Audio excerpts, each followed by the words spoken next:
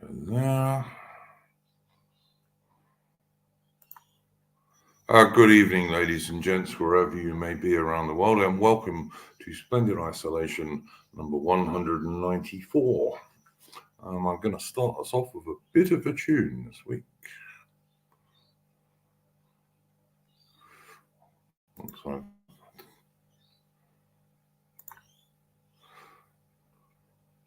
Once I've done my boomerisms, that is. But okay, there we go. That's that bit done. And then I want to share screen.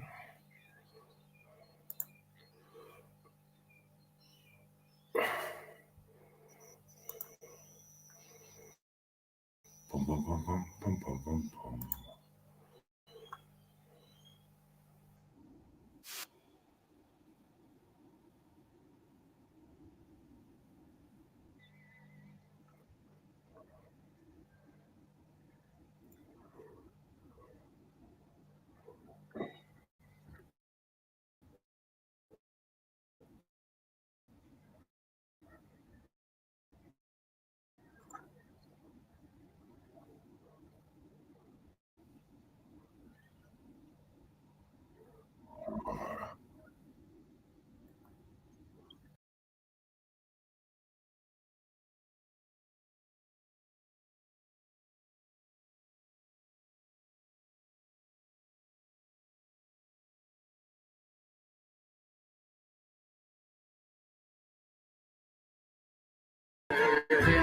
You see your mother's profit and work another's gain.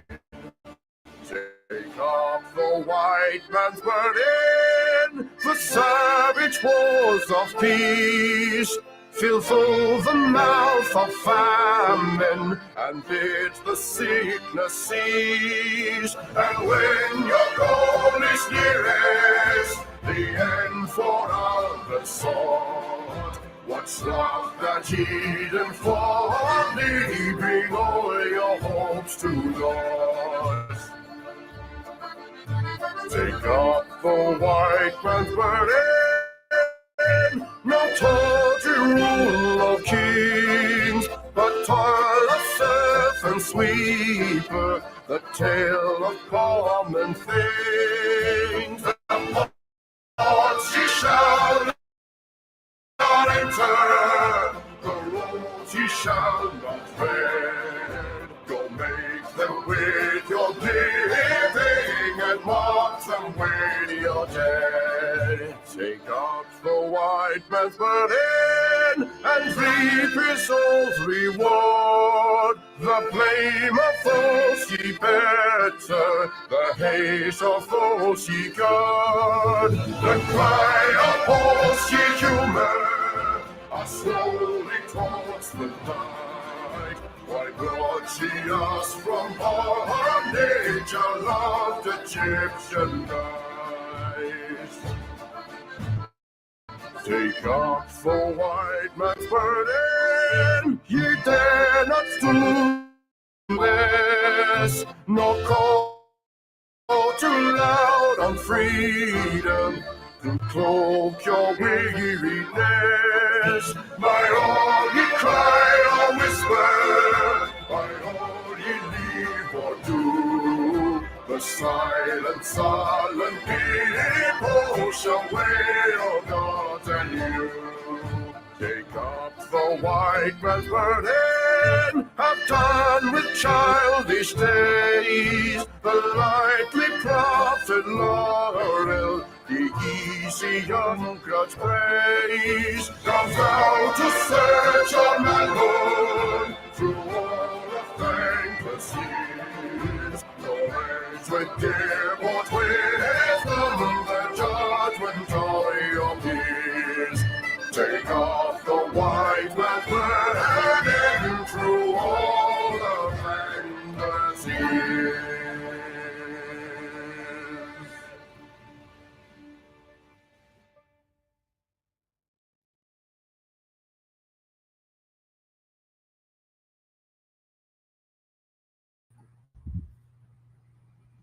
Hi, I'm Robin, and let me show you how to go from this to this with the latest generative AI features in Adobe Photoshop. Okay, my microphone is not working. I don't know. Is it? Yeah, no, it is. I hear you. Oh, good. Okay, so that was, of course, Chris Gard. Sorry, I bugged it up. I've been doing music on this channel for quite a while. That was Chris Gard. Go and check out his excellent channel on YouTube. Okay, we should have Mitch and AI as guests this week. I don't know if Alan's coming on or not, but they haven't got here yet. I'm not quite sure why. We'll just go and check the Discord. One set any messages. Okay, what's going on now? All right. Right. So basically, I don't know where my other guests are at the moment. I'm sure they'll turn up sooner rather than later. All right, we have got Aubrey Alley as a guest this week, and she's on to talk about a particular subject. I did want to talk about two things this week. One of them I can't talk about because I wanted to get a Canadian to come on, and I couldn't find one, despite my best efforts at asking people to join. And I don't know enough about the Canadian election to talk about it. So all I can say about that is I certainly hope the violent, evil Justin Trudeau loses. But that's about all I can say on that one, which by all accounts he's going to, but that's what I wanted to get a Canadian to talk about. Aubrey is on here because she's been looking into the Lucy Letby case. Now, for anyone in the chat who doesn't know anything about that, Lucy Letby is an English nurse, and she was convicted of killing a lot of premature babies. But she was convicted on what I regard as like pretty poor evidence, to be honest. I mean, it's nearly all circumstantial evidence. And there have been similar cases because the sad reality is that premature babies die. They do. They die quite frequently, sadly. And there was a case very similar to this in Holland not so long ago, and the poor bloody nurse in Holland, the Dutch nurse, ended up doing 7 years in prison before evidence came to light, which showed that she couldn't have done it. So Aubrey is quite interested in criminal matters, has been looking into this and is going to give us views on this. So take that away, Aubrey. Hi there. Yeah, so I've looked into this case. I didn't know anything about this case until you mentioned it to me. And I'm a little bit on the fence about it. You know, it was I guess a 100-day trial. And one of the let me first actually say something about circumstantial evidence. And people always say it's only circumstantial evidence. It's only circumstantial evidence, right, in cases. But there's very rarely direct evidence as far as like, I mean, the majority of it's going to be circumstantial in a murder, unless you have the murder captured on tape or somebody is a witness. Of course, like DNA evidence, stuff like that. But then circumstantial evidence is what typically builds a case, and that's what strengthens a case. So I always throw that to the side. One of the things I think is a problem, though, with this case is that the defense, Lucy Letby, wasn't able to speak as far as publicly about the case. And there was, I guess, I don't know how you guys do it over there, if it's like, if you have gag orders or what, but it looked like she wasn't able to talk. However, things get leaked. So the prosecution side, of course, is sent out there for the media, and your media is crazy. Your media goes wild. So she was kind of already, who's going to back somebody who's like accused of killing babies, right? That's like the worst you could, the most horrible victims you could possibly have, right? So anyway. Yeah, look, sorry to interrupt you, Aubrey. Yeah, I was just going to say that, yeah, the media were very much against her, particularly like the gutter press and what have you. You all remember this case, no doubt, because it was fairly recent. Well, and that's like, what you want if you're the media. Yeah, but I mean, it inevitably has an effect on the jury. Right. But what I was going to say is that one of the reasons I wanted to talk about this case is that I agree with people like what's his name? AI, the leader of the Heritage Party. His name escapes me at the moment. David Curtin. Yeah, David Curtin. David Curtin has said that he doesn't think it's a particularly safe conviction. And like Morgoth, I'm a fan of David Curtin. And also Peter Hitchens has also said he doesn't think it's a particularly safe conviction. So, you know, people in our sphere know of these people. And they're not the only ones. I mean, Lady of Shalott, she as well. Yeah, Lady of Shalott also thinks it's a bit dubious, the case. Yeah. I did invite Lady of Shalott on this evening, but unfortunately she's not feeling well enough to join us. She's got a bit of a migraine headache. So that's the reason she's not joining us this evening. But yeah, there's also been quite a lot of senior barristers in England who have said that they didn't think her defense did a very good job. So right.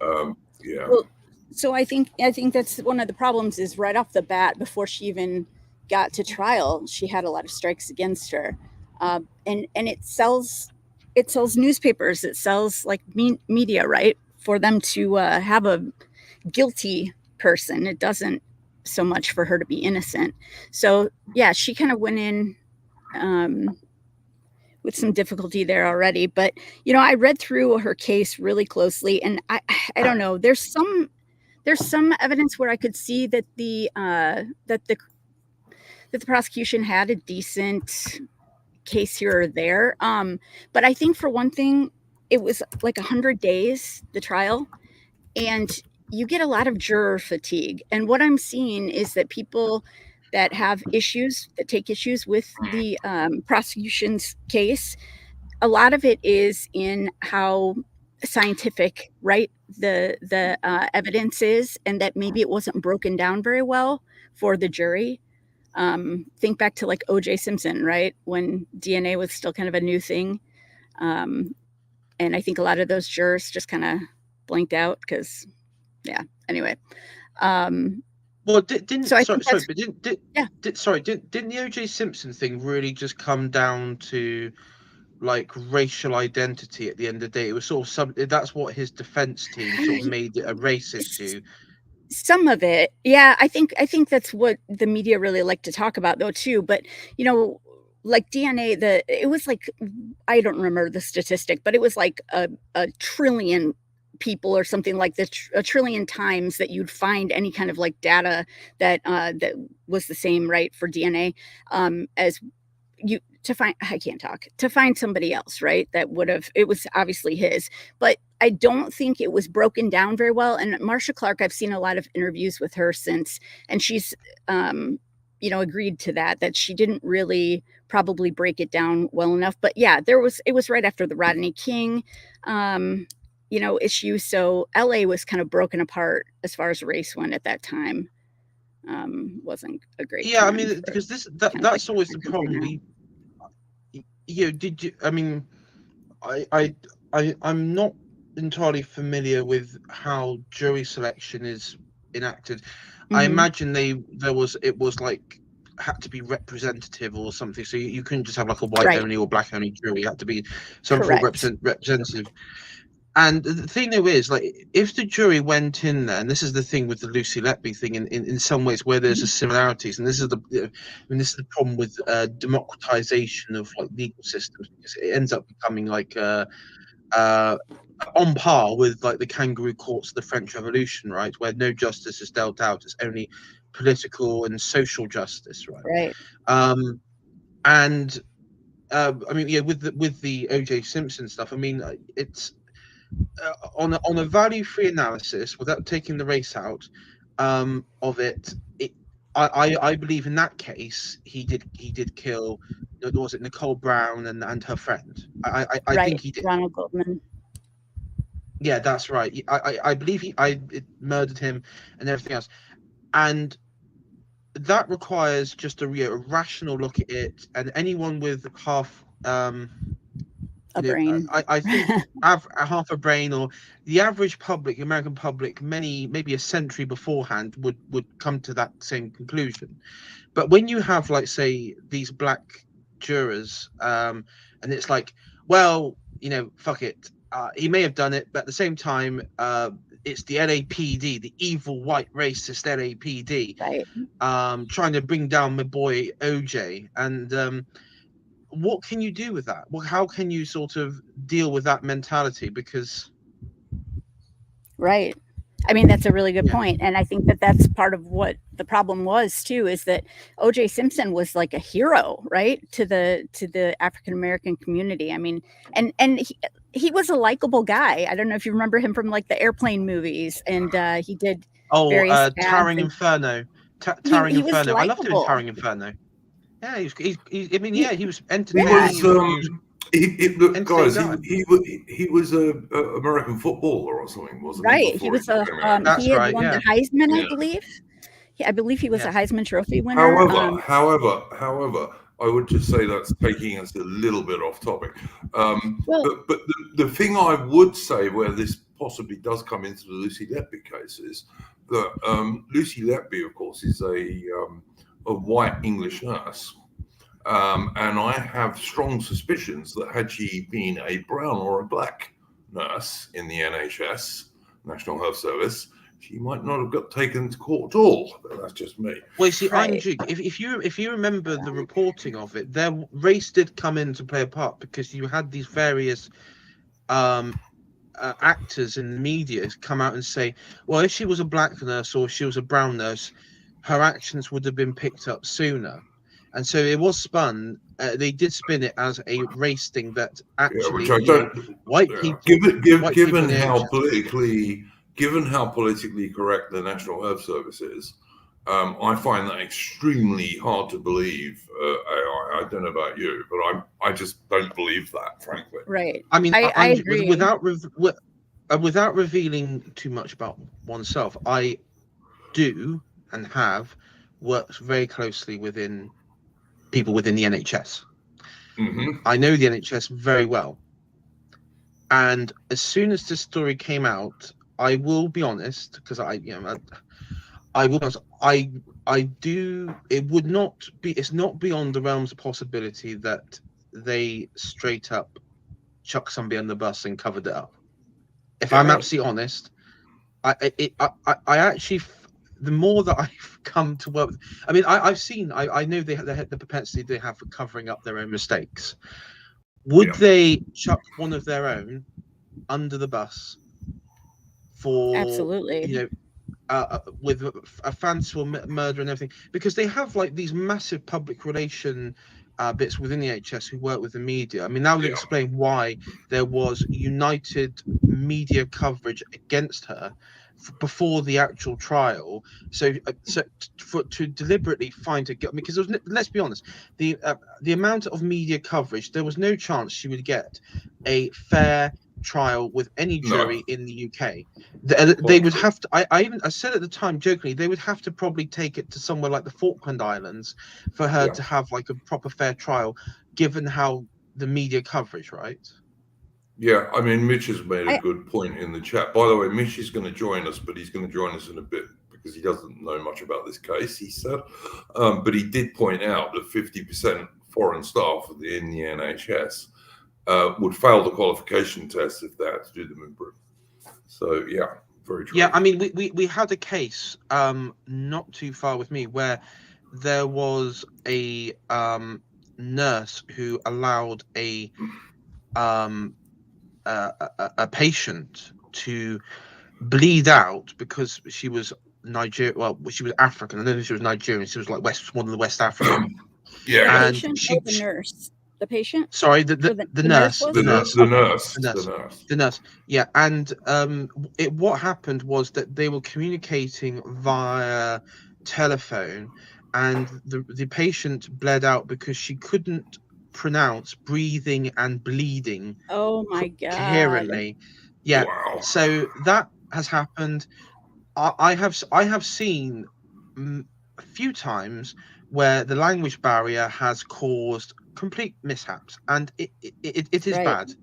It is really bad, and I would say excess deaths. There probably is a percentage, maybe I would say as high as 20%. If I'm not honest, of excess death in NHS care, which is down to language barriers or poor qualifications, as Mitch said. I would say it's high as what they tend to do is they'll get the cheapest possible staff they can from some third world place, rather than training local British nurses, you know. Yeah, and the contract signed. Do you know what's crazy? Are these contracts that they're signed up to? And it's not just the NHS; it's also across other, even private healthcare sectors as well. Mm. Effectively, it is like they can pick. It is like effectively like modern slavery in the sense of you pick, some African or Indian or whatever. You lock him into a contract, and in some cases, they have some sort of contractual control over their passport and everything, and visa, to prevent them from moving. So there is like this is like fundamentally a massive problem, and it's why something. I mean, it's why if you're going to get rid of it, I don't see any like future government even approaching it, because it would just be shut down on the first hurdle. I mean, it is such a deeply corrupt, and also, I mean, I would not. I have my own views on this, but I think there is. I think there is. With like the human trafficking side of things, people coming into Europe. Yeah. I can't comment on this because I with too much detail, but I honestly I have reasons to believe that there are human traffickers who work with healthcare organizations in the country and the NHS. Well, Really scary.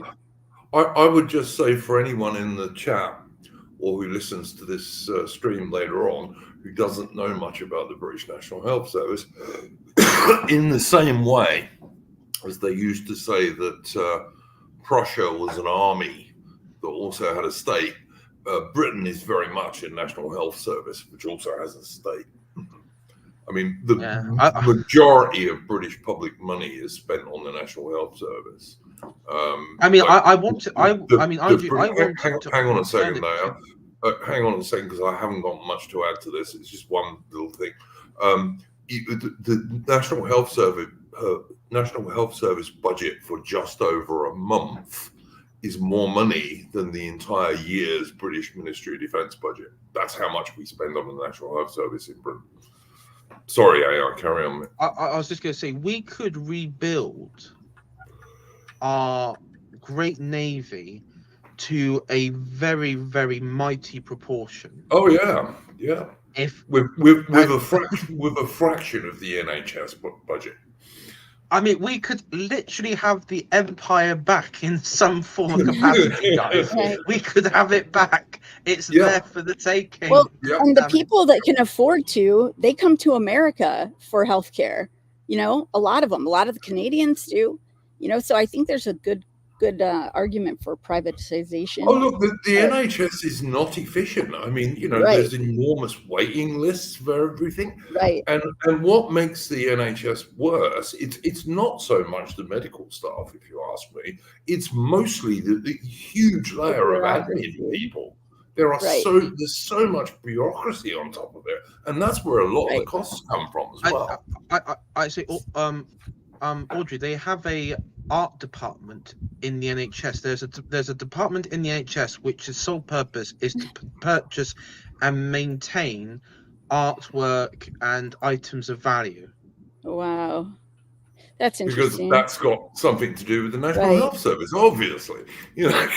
So yeah, my dad was in the healthcare industry, and he said, his argument for one, because remember, Hillary Clinton wanted to make our government, she wanted to like ruin privatization of healthcare, and they still do. I mean, the Democrats still do. But my dad always said that besides the military, and I know that there are some arguments against this even, but besides the military, what does the government run well? And I mean, not much, right?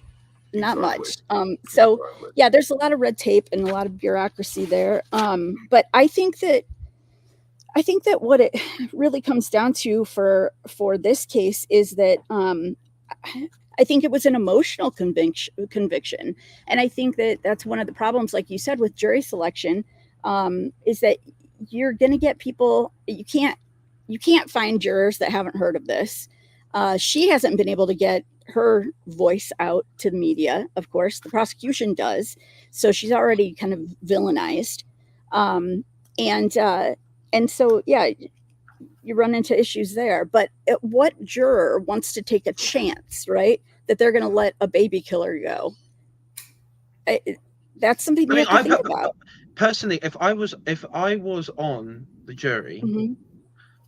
I would do the, I would do probably the 12 Angry Men route. I'd be there, Right. and I'd be thinking, I would be looking at the evidence, and I would say, I would be saying to people, listen, and I know there'll be others on the jury that would not have that capability, but I would say, let's forget the media, forget the narratives, forget what you've all heard in the media and all those dark thoughts that have crossed your mind and discussed and everything, because that's how it operates.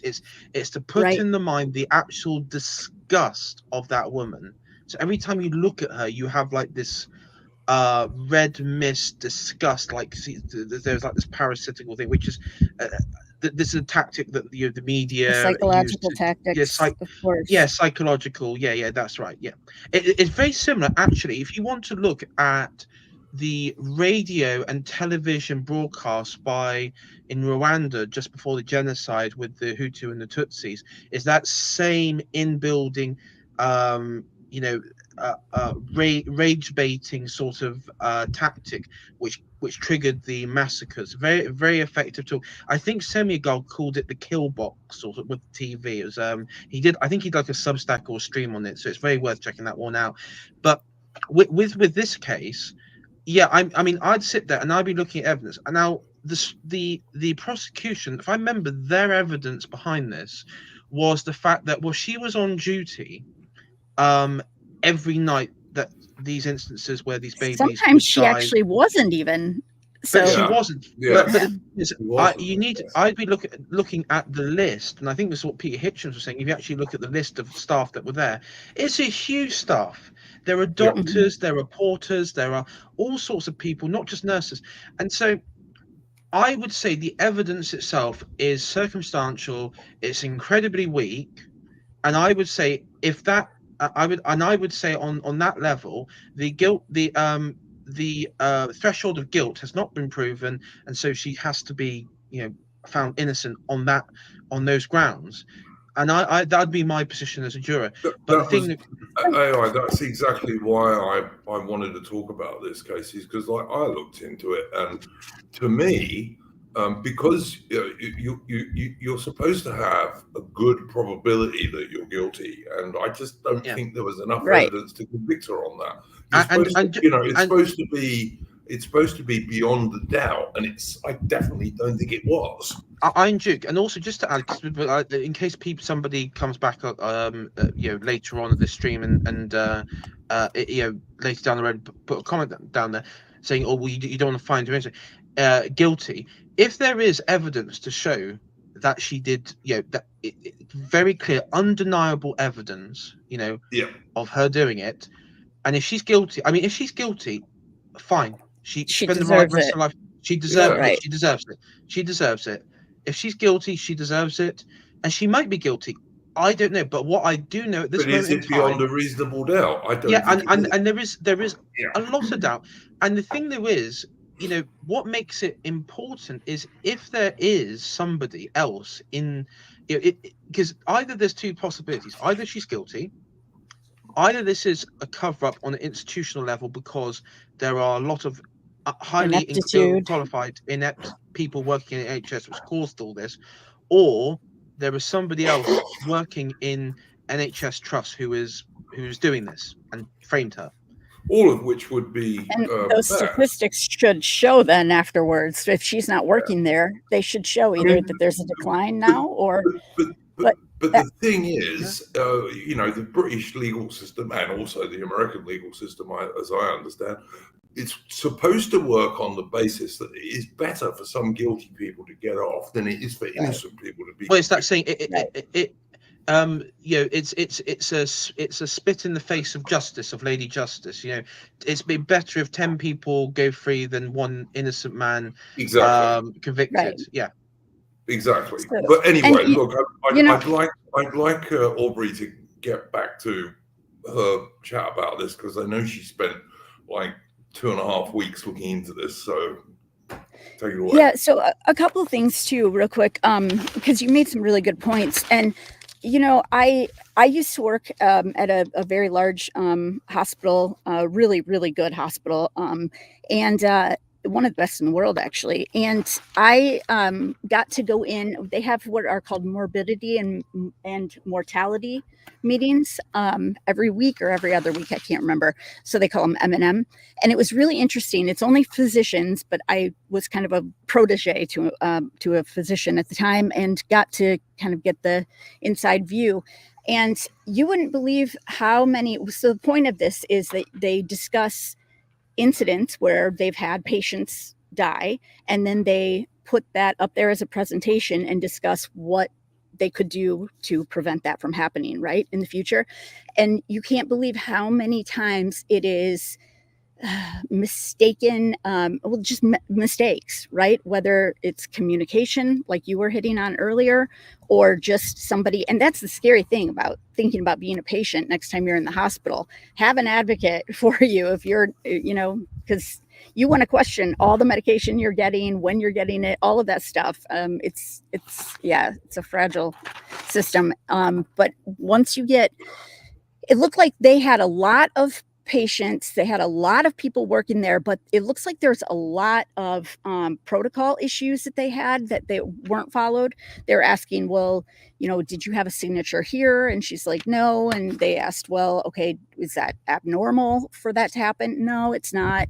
You know, so there were a lot of, they talked about medication being missing, or not being missing, that she hadn't signed out extra, because you have to sign all that stuff out. She hadn't signed out like extra insulin, which is one of the main ways that they said that some of the babies were killed. I typically almost always lean a little heavy toward prosecution, which I know was one of the things Iron Duke was concerned about, because he didn't want me really to discuss this if I thought she was guilty. I do think there are some really good points that the prosecution made. I really do. But it's a difficult case to prove, because newborn babies die. They have a much higher rate of death, you know, than a lot of other patients are going to. But it's also, if they call them angels of death, right? The people that are doctors or in healthcare that kill patients. And if you're an angel of death caregiver, whatever, you can't ask for a better victim than a baby. They can't speak, they can't testify. I just think that they should have a lot more oversight into these things. I don't think this should have been a difficult case to prove. I just don't. I don't know. I think that's why I think the hospital has a lot of issues they've got to deal with. Bureaucracy, like you said. I think there should be cameras, frankly, in the ICU. Yeah, but hang on. We're supposed to be looking at the case as it was, not what would make things good. Well, but that's the thing. I mean, that's the thing. They should have been able to. But they didn't. So right, exactly. So that's where you have to fall for innocence, because you have to. If you do the 12 Angry Men and you cannot say with a certainty that she's guilty, that's what you have to do. You're supposed to let her go. But anyway, so the convictions as they stand, she's got like 15 whole life term sentences, which is that's an awful lot to try to overcome.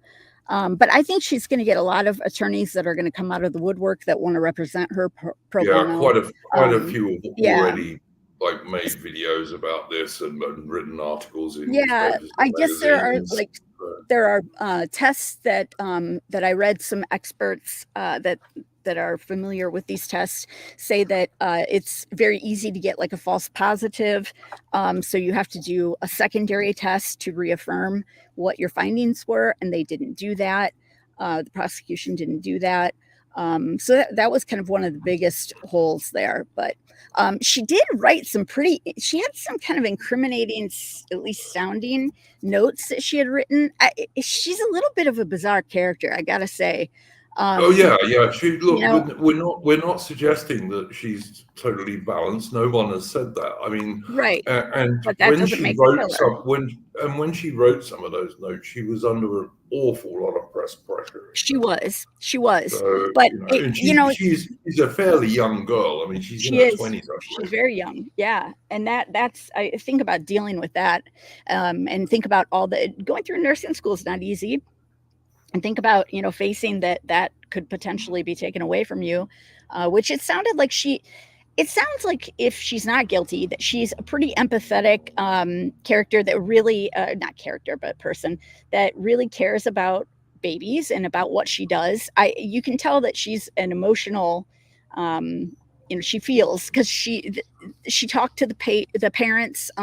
There was some criticism about her like reaching out to the parents afterwards, but that's the problem with this case. You can see it from both sides. You can see it that she's just empathetic and wants to try to help the patients, or the parents of the patients. One poor mother lost 2 babies. 2 of them were she had triplets, and 2 of the babies died.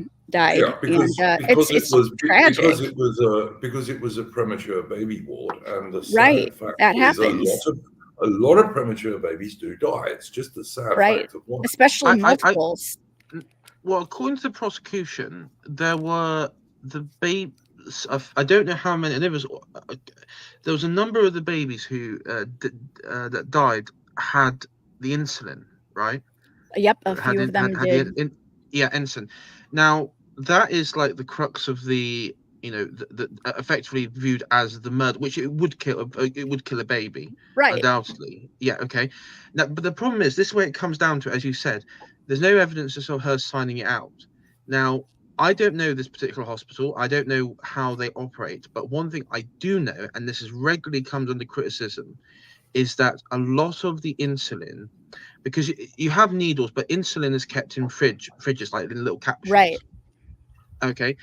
These places to get these capsules in the fridges are meant to be under lock and key, but because nurses and doctors, and I understand, they have to see a lot of patients in a very short amount of time to give out insulin, because there's a time frame. These have to be given out certain times, and so it is. I have seen before that they keep the medical cabinets unlocked. Oh yeah, now absolutely. If now if in this circumstance it was unlocked, or if it was access, then you're not looking at, say, just the doctors and nurses and people on that ward. You're looking at hundreds of different, even porters and people, who have access to. I could have, working at the hospital, accessed anything like that, anything that wasn't actually that you had to put a code in, and nobody would have looked at me.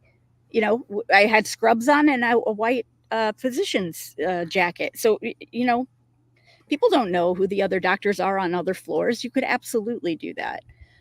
No, and the NHS doctors here, it's very common for doctors, not so much nurses, but doctors and porters to be moved around different departments and different hospitals at a time. I remember one time I had a doctor who was from the other end of the country from the southeast. So, and this was like his first time in the area, and then he said he was going to go like up north, like in a couple of days' time. So they do get moved around quite regularly. Absolutely. And especially when they have, because it's very common that NHS trusts will declare crisis or full capacity, and so that's why a lot of them get moved about and everything. And this. Yeah, I mean, so this is one of the reasons why I say the evidence is not in the prosecution's favor. It's circumstantial, and the thing though is, and I think maybe her defense should have gone for the angle that I personally, I would have gone probably for the angle that she's been thrown under the bus by the on institutional level, that there is a conspiracy against her. Right. Well, and wasn't this this was, I don't know how your system works, but I guess you guys don't have prosecutors that are elected in the same way that we do here. No. So Audrey, the prosecutor, it's the, because in America it's the people versus so and so, the state versus individual. Here it's the Crown, it's the CPS, the Crown Prosecution Service. And when the police do investigation, they have to submit all their findings on the case, and the CPS are meant to decide if it meets the threshold for a prosecution. Sometimes they don't meet the threshold. I'm surprised that the CPS, and I know people who used to work in the CPS, and I talked to them about this particular case, and they at the time thought the evidence was weak, and they would basically, I'm surprised they didn't ask to extend, saying no, we can't grant it, you need to find more evidence, basically, to get to give a relevant example, like when the grooming gang scandal, in inverted commas, because of course they were actually organized rape gangs, but when the grooming gang scandal was at its height, the CPS, and also bear in mind that included Keir Starmer as head of the CPS. The Director of Public Prosecutions. They very often would not proceed with cases against these mostly Pakistani men. So I mean, the tragedy of it is it used to be, because before the CPS and the DPP, it was under the Law Lords, which was in the House of Lords, and it was independent enough of political spin and political persuasion. It isn't now, because you have the Law Lords were abolished. You've got the Supreme Court. You have Director of Public Prosecutions, which are chosen by political actors. So it isn't. And Iron Duke is right. And that's why, with the recent riots, why many people involved in online posts and on the ground have been given wholly disproportionate sentences for crimes with, let's be honest, in any other, like chucking something at a police officer or shouting at a police dog. They're effectively political prosecutions. Because either they wouldn't bother, or they'd give you a fine. Like recently, a Conservative councillor's wife has been sent to prison for 3 years for basically tweeting out supporting the idea of setting fire to hotels housing migrants and everything else. And she hadn't even done it, right? Now usually she didn't do anything. No, she didn't. This was for a tweet. I don't understand that. Well, they use the incitement for violence and everything. Now, usually that would probably, in normal times, if it was like a left winger who's like set fire to gammon pubs or something, it'd probably be like community service or a fine. It'd be a fine. Or warning, or it wouldn't be a custodial sentence. And she's given 3 years for it. Bearing in mind Hugh Edwards, who had Category A child rape videos on his phone and laptop. No prison sentence at all. No prison sentence. That's repulsive.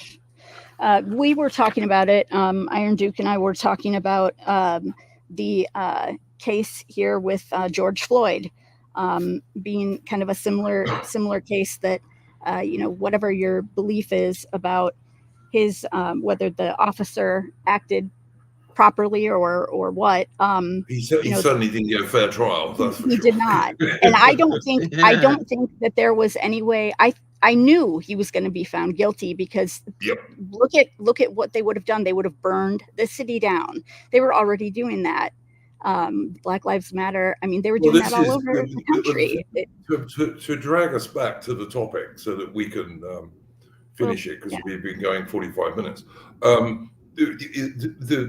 one of the reasons I thought this was worth looking at for this stream is because she's a white English girl. And I strongly suspect, had she not been a white English girl, had she been an immigrant of some description, it might not have even gone to trial. Right, because it doesn't fit the narrative that they're pushing right now. It's a shame, and it looks like her appeals have been denied. Once you get into the system, it doesn't matter how innocent you are, how much evidence your attorney can provide. It takes so long to get somebody out of the system. Yeah, and also in the case years of and years, and in the case of British trials, to get anywhere on your appeal, you've either got to find a legal mistake, or you've got to introduce important new evidence. Yeah, and if you don't and that's have left those, to the discretion of the judges. You won't win an appeal in Britain. Yeah. Right. And what happens with that is that, you could have new witnesses coming in, you could have DNA, whatever. And the judges decide then, okay, well, yes, that may go in favor of the defense, but do I think that it would have actually changed the outcome of the trial? So then you're putting in a whole new element, of factors that shouldn't really be there in the first place. It's very difficult to get somebody out of the system, rather than how simple it can be to put them in. I feel bad for the girl. I think that it's I do see some sides on the prosecution side, though, with some of the cases, but it's difficult stuff to prove. There's some of the experts were saying that, like, with regard to the insulin deaths, that they would have had to have like up to 80 times more insulin in these babies to actually kill them. So I don't know, maybe they'll be able to get some evidence before some judges that will allow her to. I certainly hope at least she has a chance, because you should always, I think, have a chance to hear the evidence. Yeah, and she didn't. I don't think she gave evidence, did she? Like her barrister, you may know this. I don't think her barrister called her, did he? Yeah. No, they do have some interviews. It is important to remember that in Britain, if you don't have a lot of money, and she does not have a lot of money and never did, it's quite difficult to get a top barrister, particularly if you're white, because you won't have all these lefty NGOs slinging top as at you. Right. And and nobody's that's not what is in right now, quote unquote, to fight for the white girl, right? It's kind of an ironic flip to what they have always claimed in the past, right? Now white privilege is something that's counted against you. And so, I do feel sorry for her. I think that I think that being able to find a jury that has not heard a lot about this case, I think that's one of the tough things when you have it's kind of who goes to the media first, right? Yeah, whoever gets there first, the prosecution or the defense, they lead. The British gutter press and the Right. TV were bad. They were very against her, and they really did poison the well before the trial. Like literally calling her a monster in the headlines, which that's so prejudicial right there. So I think she's got a tough time ahead of her, but I don't know. I don't know what else. Like I said, my opinion of this is that it's not a safe conviction, and that it really should be looked at again. I really think it should be, but anyway. Right. I think that the emotion of it all is probably going to be the most difficult thing to overcome, and the political atmosphere now. But I think that the hospital should have had there should be more protections for the people that work there too. That there should be some more monitoring that's going on. There should be some more safety measures in place, because I just don't understand how it would be. These kind of cases happen, right? The angel of death happen, but there should be some oversight over these things that some people should be able to say, yes, she was here that day, or no, she wasn't. Yes, we saw her lingering in the room longer, because you just can't convict on a person like that. She spent too much time consoling the parents. That's one of the things that people are talking about. And yeah, which is ridiculous, because that's depending one of the jobs of a nurse. Right. Exactly. That is one of the things a nurse is supposed to do. So they shouldn't be holding that against her. Her empathy is being considered, something to hold against her. And just like I would also just once again point out there was a very similar case to this in the Netherlands, and the poor nurse in Holland, after she was in prison for 7 years before they found new evidence that proved she couldn't have done it. And if she didn't do this, and she by chance even does get out, I mean, her career's ruined. Sure. And if this is because of like the NHS not wanting to fall, and throwing her under the bus, this ruins her life forever. Her license will be revoked to be able to practice. She'd never get. So it's pretty devastating. But they're looking back now at 400 more cases, so they're trying to even prop up more charges against this girl. So I just find it's going to be interesting to see. But I think it's scary that they are starting to, like you were talking about, that they're talking about that they are actually putting people in prison for things that are like thought crimes, if you will. Things that haven't even occurred. And they're starting to do that here now too, which is pretty scary. It's pretty scary. I mean, I don't know how it's a difficulty. You're not even supposed to have to prove intent, but juries like intent. And so if you're just putting somebody in and charging them on the basis of intent, when that's not even something that is supposed to be really considered, how does that even happen? That's a paradox. Well, all I can say is that my own opinion is I agree with Padfa in the chat, whose comment I've just put on the screen. I think it's an unsafe conviction. I really do. There's no way she should be doing life in jail. And think about how she's being treated too, because there's a hierarchy, right, in prison within. Like the pedophiles are always at the bottom, the murderers are kind of at the top, and then you have people in between. So I'm sure it is not a good existence for her right now. I saw that she was diagnosed with PTSD, which that's understandable and she's being treated for that. But yeah, she's got to feel like the world is against her, and those are pretty insurmountable odds to face at that young of an age too. So Fair point. Yep. Mitch, did you have a first topic you wanted to bring up this week? I'm trying to think now.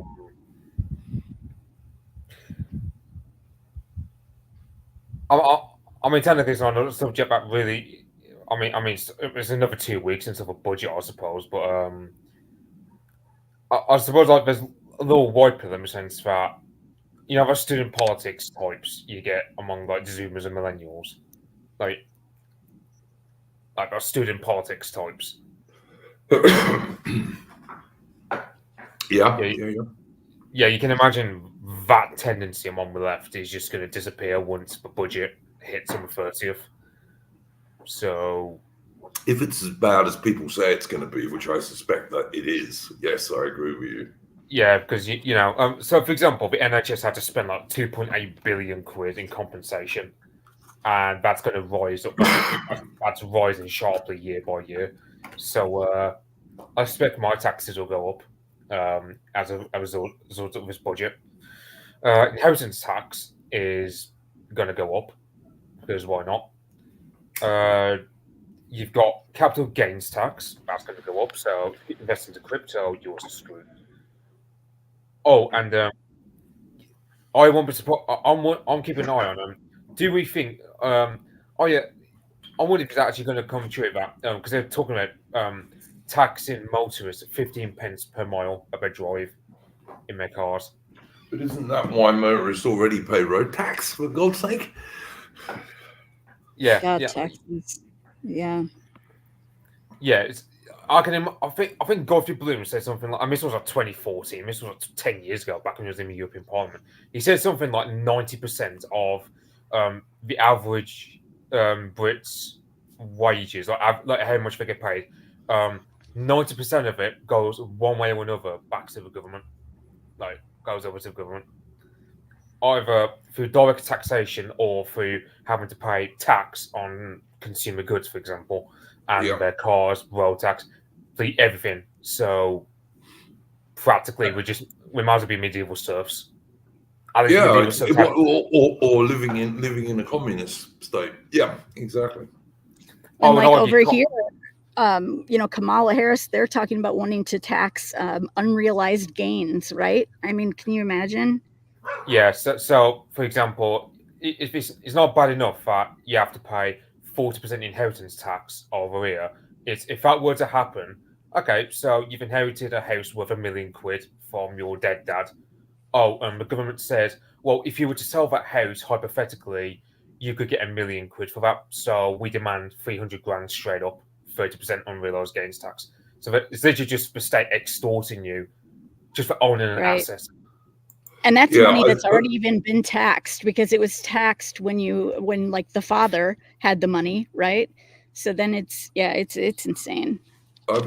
People have been saying that, younger people in Britain particularly sometimes thought, well, eventually I'm going to inherit a house from my parents. Not if the Labour Party has their way, you won't.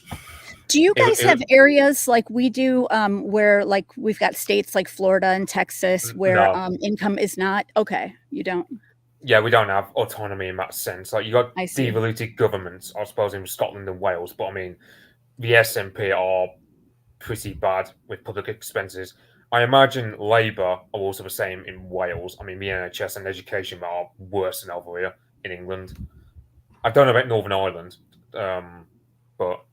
And think about all the money that the government has that they're just wasting. Like you were talking about earlier with the NHS having this money that is particularly just based on an art program, right? Not even patients doing the art, if I understand correctly. It's art that's just hanging on walls, I guess, which that could all be donated. So think about how much like money is just stuffed into these little projects that, I mean, like we hear about these silly tests that are government funded on like frogs. There was some kind of crazy little frog things, right? Who cares? That money can really be used on our own military, for instance. All sorts of areas, obviously. But I'd just like to say before I get AI to have his say on this subject, that if anyone in the chat wants to support the channel or wants to ask a super chat question, which will get answered at the end, towards the end of the stream, you can use the entropy link, which is pinned at the top of the chat. So there you go. AI, did you have anything you wanted to say about this topic that Mitch has brought up? No, I mean, I reckon you'll see like all these new taxes come up. I think they're continuing the phasing out of fags. Not cigarettes. I just remembered that word is not appropriate on YouTube. But yeah, cigarettes and smoking in general. It's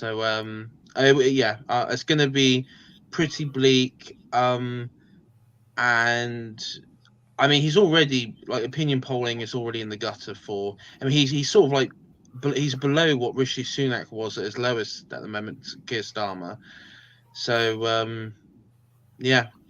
Well, I'm going to bring up after you've had your topic, AI. I'm going to bring up something that relates to that, which I dare say will certainly Mitch and AI will have something to say on. But AI, did you have a first topic you wanted to bring up this week? This is an ongoing thing at the moment. There seems to be a back and forth, and it is effectively between genuine. Basically, I don't like the term ethnonat and civnat sort of thing, because I honestly believe you're either a nationalist in that sense, or you're not, right?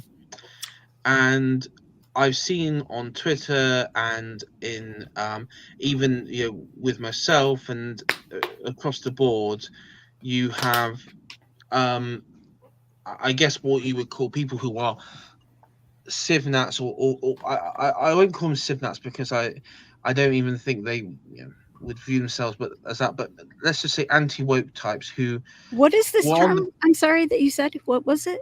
civnats, Okay. civic nationalists. Oh, got it. Got it. Yeah. And so just to give a sort of clarity of what I mean, because people might be get a bit confused. So in the UK, we recently there was a recently I say recently, it's probably about a month ago, a couple of months ago now, but a debate between Steve Laws and Lawrence Fox, and they've been having a back and forth, and it's sort of spread now across the internet. You have people like James Lindsay, and then guys on our side in the homeland, and people that Mitch, I've seen you've been involved with it. Morgoth's friend of the channel here. Morgoth's been involved. So, and you see back and forth, and on the other side, you've also had like Harry and Gladive with me a bit. He's been at it, and what you have is this. You have the civnats who are basically believe that effectively anyone ethnicity doesn't really and race doesn't sort of count for anything count for anything when it comes to identity. Is actually the culture, so hence Kay Badenoch can be British and English because she's accepted the culture. Hence hypothetically speaking, if 95% of Britain was black Nigerian, but as long as they played cricket and eat crumpets and were Christian and accepted English culture, that would be okay. That's the civic nationalist, largely point of view. And then you have the other side, people, they call them the ethno nationalists, but or they call themselves genuine nationalists, who take the position actually, those are not, those aren't indicators of a society. They're just the products of that. Actually, it comes down to like groups, ethnic groups that make up the country, make up what the people make up the country. And if you change that and bring these in, number one, integration has never worked and doesn't work. You just create little states within states. And we can't have them here at this current rate because we're closely becoming a minority. And they got to go back, and you have the remigration thing, which is we see every day. And this is what I was going to discuss really, is the two sides, what's recently gone on.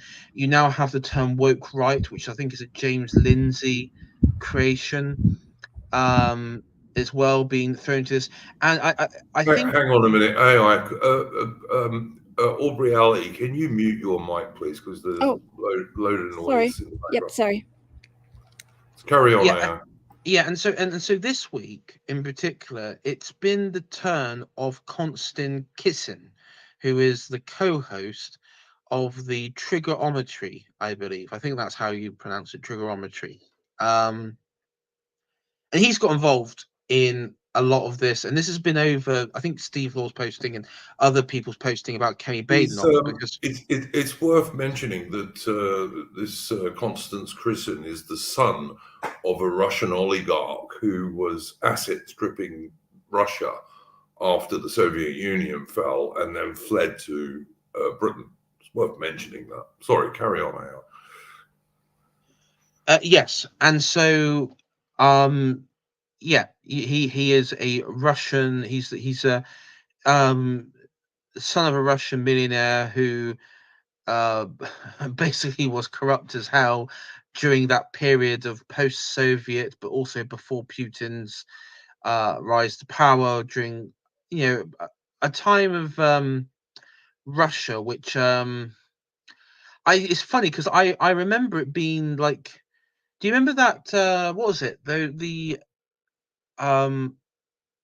Those Michael Caine movies where he was that retired spy, Harry Palmer. What was it, like the Bullet to Beijing and Midnight in St. Petersburg? You ever seen those films?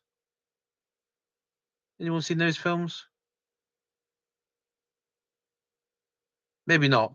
But it's that sort of time period in Russia where, as Mitch says, it was worse than the Weimar Republic.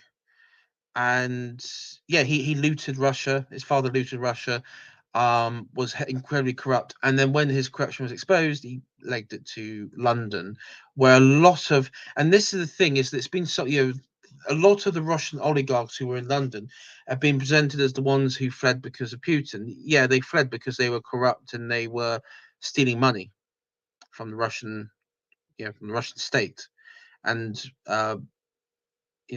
contributing to the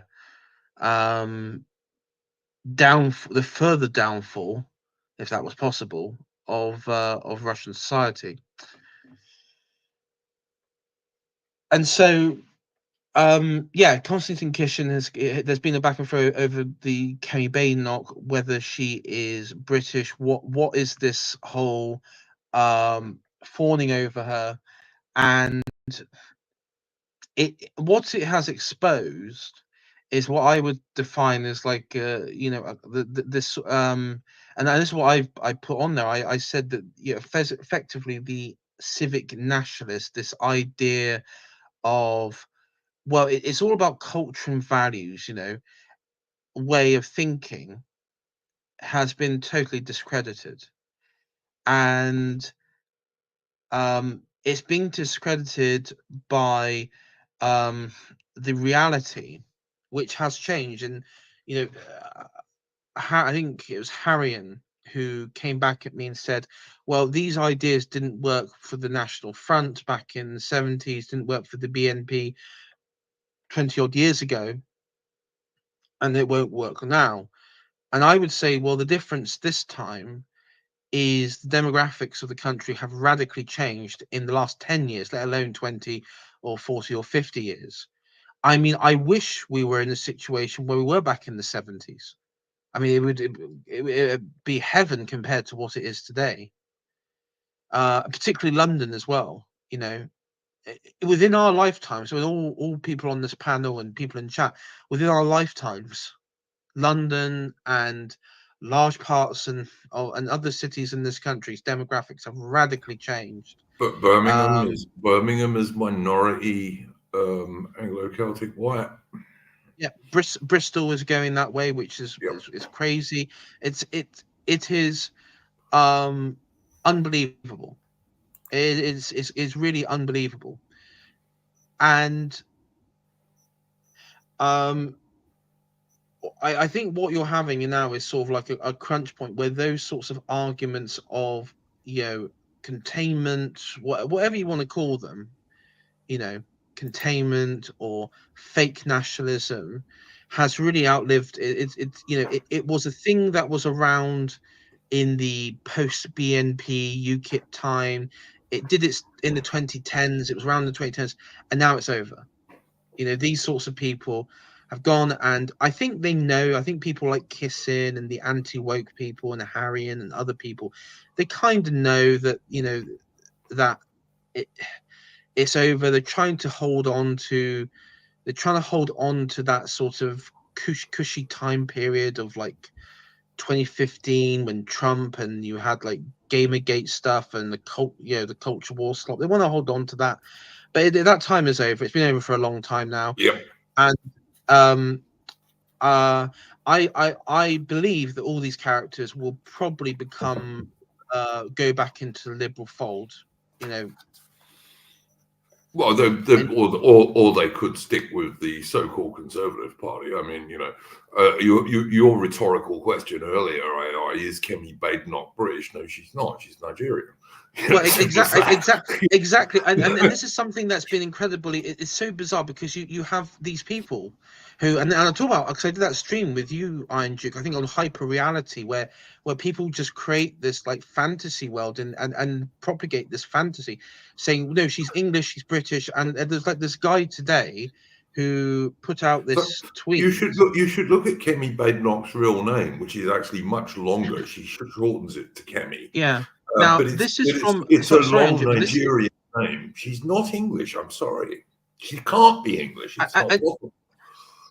And the thing is, one of the worst things, and is that one of the worst things that has happened to this country is that there has been, and I think it's probably from when there was a that act in Parliament where there was no clear definition of an indigenous people for Britain. And so it opened the gate for propositional, this sort of Americanized propositional idea, which I don't believe is true in America's case anyway. But that being said, so this came from a conservative party lackey called Mike Burke, and he put out today that in this response to Carl Benjamin's tweet about the fact that the matter is that she isn't English, she is effectively foreign. Excuse me. Effectively foreign, and he put out grubby ethnic identitarianism. The English are a people defined by their culture, not their ethnicity. This was true even for the grandfather of English conservatism, Edmund Burke, who was Irish. Badenoch is English. Yeah, right. And I'm a Zulu because I lived in Zululand for a while. Okay. Effectively, magic. We go back to magic soil theory, and of course, this Burke, who is a total Burke. Number one, Edmund Burke wasn't Irish. He was Anglo-Norman. He was Anglo-Norman Irish stock. His mother was Irish. His father and his descendants on that side were English. I think they date lineage back to the knights, Norman knights from like the 12th century or something. Careful AI, yeah. Because I can tell you Mitch is going to be talking about Hastings soon. But anyway. Yeah. Mitch is raging at the moment. I'm on mute. But I mean to compare, and so. I put to him basically, well, if this worldview that you state is correct, then why was there such contention between the Anglo-Irish and the Gaelic Irish? Because at that time they're both Catholic, culturally speaking, they are somewhat similar. There shouldn't be, any problem then. By that same logic, why didn't the Gaelic Irish view the Anglo-Irish as fellow Irish people? Because they didn't, even before the Protestant Reformation. Well, it's like, people sometimes try and claim that the Duke of Wellington was Irish because he was born in Ireland. But he did not regard himself as Irish, Well, yeah, and then you can go back to the whole Rudyard Kipling being, well, he's by that logic he's Indian and everything. Yeah. And the thing though is, I mean, no, there is no logic to it. What they do is it's basically, it's nationalism for thee, but not for me, sort of thing. And there's people, and someone I think it was Academic Agent put saying, okay, do you extend the same sort of theory to Israel? And there you go. Strangely, many of these Sivnats do not extend that to Israel, surprisingly enough. Well, but the thing there is, the Arabs living in, I'm not talking about the Palestinians or anything like that, but I'm talking about Arabs living in Israel, because I think 20% of the population of Israel is actually Arab. Aren't they Israeli by that logic? I know legally they're not classed as Israeli, but no, they're not. They're not. But by this David Burke and Lawrence Fox, they're Israeli. What? Yeah, race isn't the thing. Oh, it's culture, isn't it? Oh, they must be. Magic soil. It works both ways, fuckheads. Yeah, no, I totally agree with you, and this very much relates to the topic I'm going to bring up as my topic for this week. But I'll leave it for now because I'll talk about that in a minute. Did you have anything to add to this, Mitch or Aubrey Ali?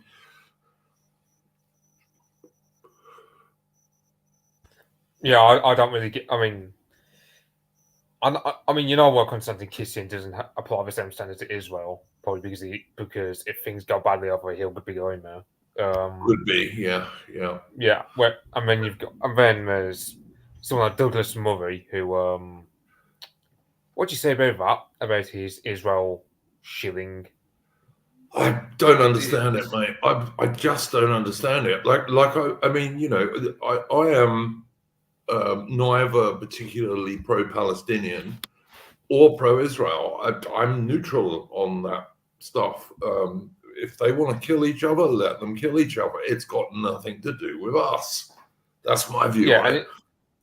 And it's like earlier on Twitter today, but everyone was arguing about Queen Victoria being German, and I'm thinking to myself, I'm not really bothered about whether Queen Victoria was German or not, because I mean we're a West Germanic country, so we're a Germanic people originally. Yes, 100% correct, Mitch. I totally agree. It's like you won't catch Spanish people complaining if, let's say, their king was Italian, for argument's sake, because I mean the difference between Spanish and Italian is a bit minute as the difference between an Englishman and a Scotsman. Well, really, when you think about it's something we've often said on this channel, and I've certainly often said. But I mean, it'll segue us nicely into something I know you want to talk about, Mitch. Is that if you look at the people that make up the Anglo-Celtic people of Britain, of the British Isles, the Anglo-Saxons, as you rightly say, are West Germanics. There's the Celts. Who are still in Wales and Cornwall and parts of Scotland and Ireland, of course. There's also the Danes who came over here from mostly from Denmark, but also from Norway to some degree. And then, of course, you got the Normans, who I know we're going to talk about in a little while. And even the Irish Protestants, the Huguenots. All of those people are very genetically closely related. So there's no similarity between that and bringing in people from Nigeria, from other parts of Africa, from the subcontinent, in India, etc. Yeah. There's no similarity between that at all. The other peoples are very closely related, whereas these other people are not at all. Their culture and everything is totally alien to Britain. I mean, Bishop Asser actually stated that the Saxons, when the first Scandinavians, the first was it Ragnar Lothbrok, the first raiders, the Anglo-Saxons and the Scandinavians could, in some capacity, understand each other because the languages, because they are Germanic people, so they would understand. So, like they would understand in some capacity the Franks and everything else, the Franks that wouldn't later go on to form the French, and so on. So I mean, this is where it comes down to, we're all the same people from the same people group. They're all Northwest European peoples, all of them, and very closely related. In fact, I think so closely related that even modern DNA can't always pick out the differences. Yeah, I mean, Survivor Joe talked about this, that he said, like, if you look at an average Englishman's DNA, it usually would be 60-40, 60% being like native, more closely aligned to native Celtic peoples, and then 40% being Germanic. And like I haven't done one, but I've seen like people do them online and their friends do them, and it's like, okay, like one person I know who lives in the southeast, well, his genetic DNA is English. They actually locate it to the southeast quadrant, but then also it's like modern day Frisia, Netherlands, and parts of Denmark. And it's like, Sure. okay, that makes sense because the Jutes arrived from that region. So you can actually draw, okay, that makes sense why it comes like that. And then you look at someone in, maybe on Devon and Cornwall side, they tend to have a higher Celtic. Celtic DNA, maybe even Irish. There's a bit of Gaelic and everything else in there. So it does make sense in that way. But at the end of the day, I mean, this idea that culture just lives in this vacuum of like things we like, because this is one thing that's like, it's like cricket, things we like, and it's like, no, that is, because there's no substance, there's no foundation to that. It's just, you're just talking about like things you like, and it is on a deeper, it's on a deeper thing. I think even Bowden talked about it in one of his speeches, where effectively it comes down from a people. Culture is informed down from a people, and the thing is, religion aspect isn't very important. I mean, do you think, how radically do you think the various kingdoms of the Saxon and Anglo kingdoms of England changed as soon as their kings converted to Christianity? They didn't. Do you think it didn't? No. Actually, I mean, in so look, much this is Mitch's special area, but I know for a fact that Alfred the Great, who was of course a great English Christian king, he still claimed descent from Woden. How long do you think somebody would need to live? Like, if I moved to England, would my kids be considered British then, or what would you say on that? Because listen, this is my own view, and I'm sure that Mitch and AI will have their own. But my opinion is, because you come from mostly Anglo-Celtic stock in any case, then yeah, I suspect your kids would be fine, especially if you were married to an Englishman, say. But I do feel. What if I'm not? What if I'm married to an American and I move over there? Then well, then you're going to remain would American. My kids be British then? No, I think you'd remain. I think you'd remain American. No, I would, of course, yeah. But I'm talking about, like, would my children be able to be considered British? Right? I don't. No, I don't think so. No, I don't think so. Well, how many generations need to be there? Because you are Anglo-Celtic, and if your husband was also Anglo-Celtic, then I think within a certain amount of time, that's fine, because they would integrate. Right, and that's not. What's this noise in the background I keep hearing? I don't know. I mean, the problem is, Audrey, if say like your local town or your local, let's just say the entire population of your local county moved en masse to a part of England, that's what we're sort of talking about here. We're talking about the size of Birmingham coming into the UK every year, near enough, which is a million.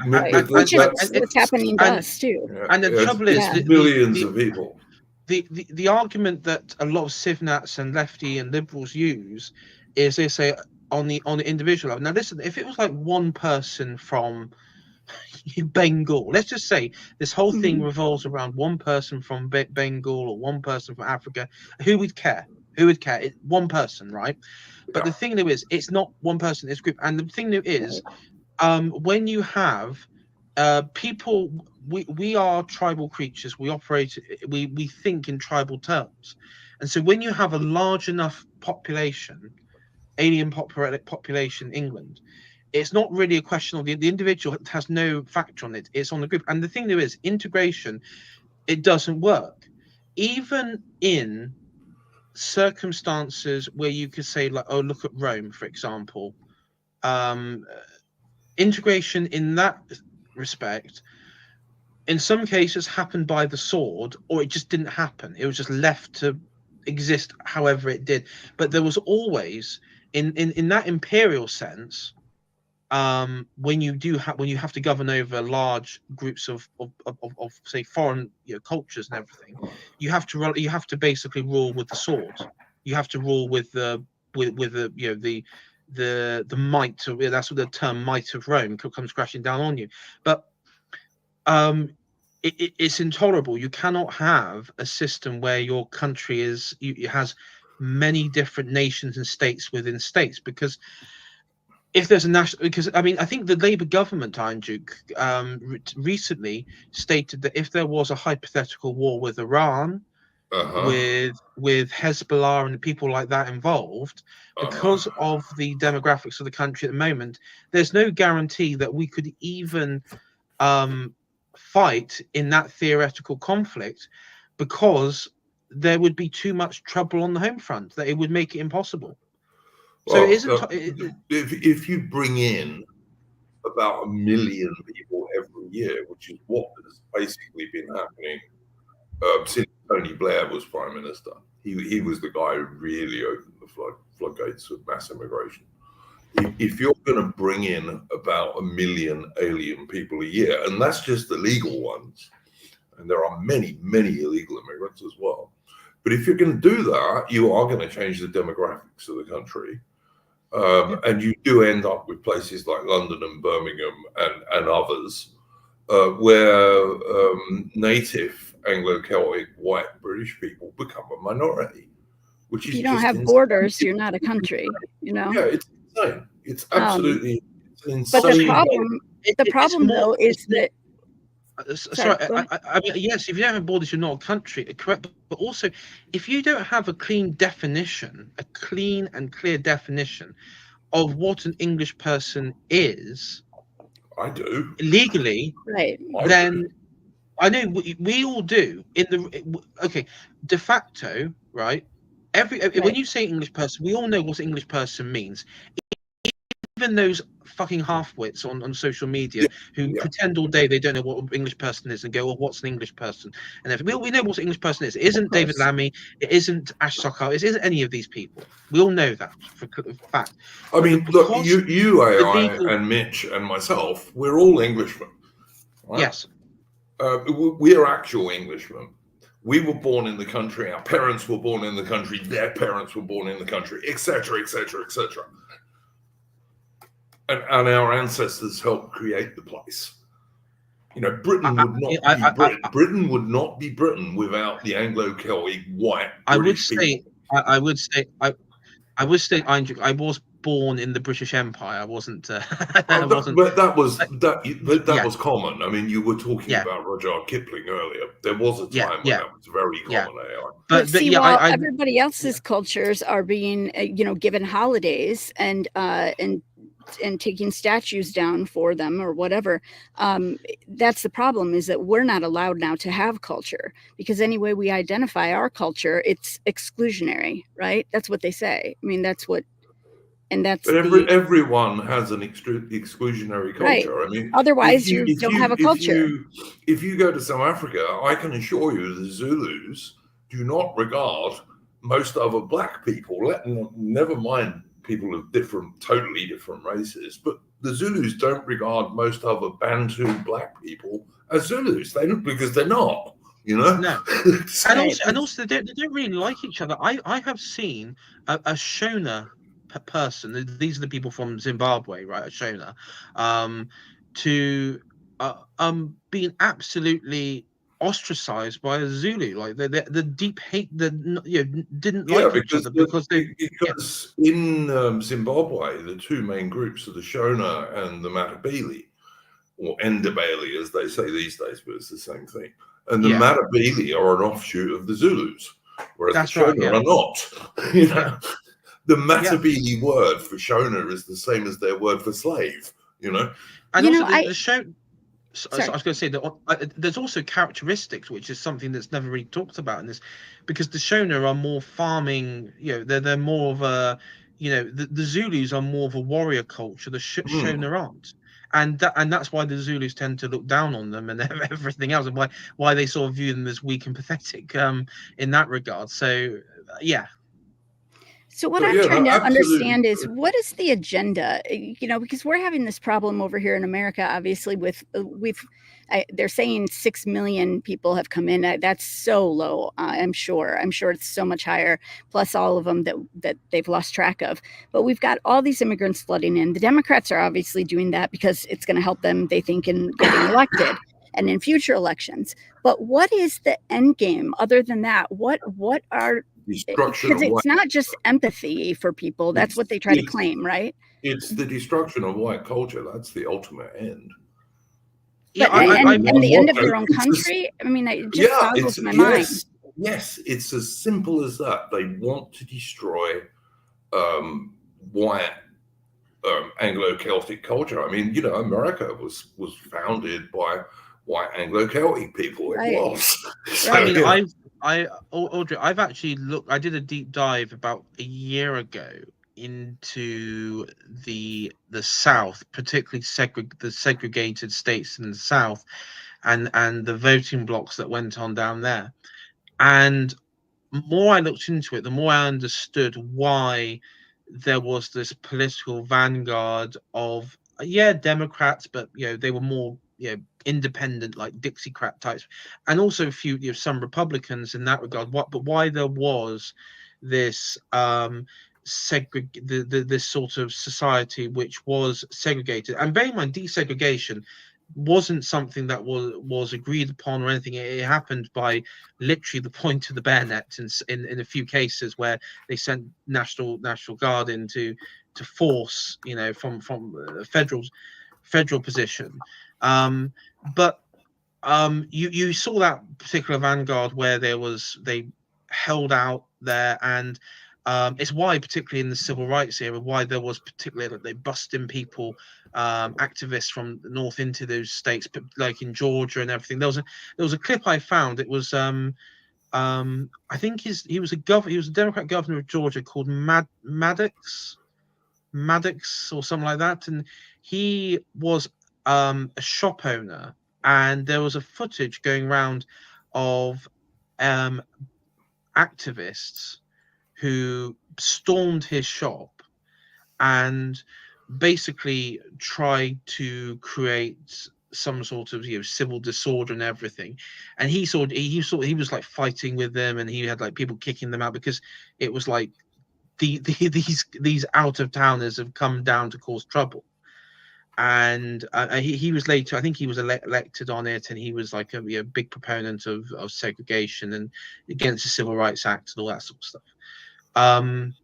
But yeah, I do think that moment, particularly in the South, of the crushing of the of that political group that kept the Anglo-America alive, really did like sort of start that decline. In my view, I don't know, but I want to bring Mitch in on this, but just before I do, I'm going to answer John's question here. John says the actual question is how are we going to get rid of them all. That is what I want to talk about, and I'm going to do so after Mitch has had a segment that he asked to do, which is going to be on the Battle of Hastings and stuff like that.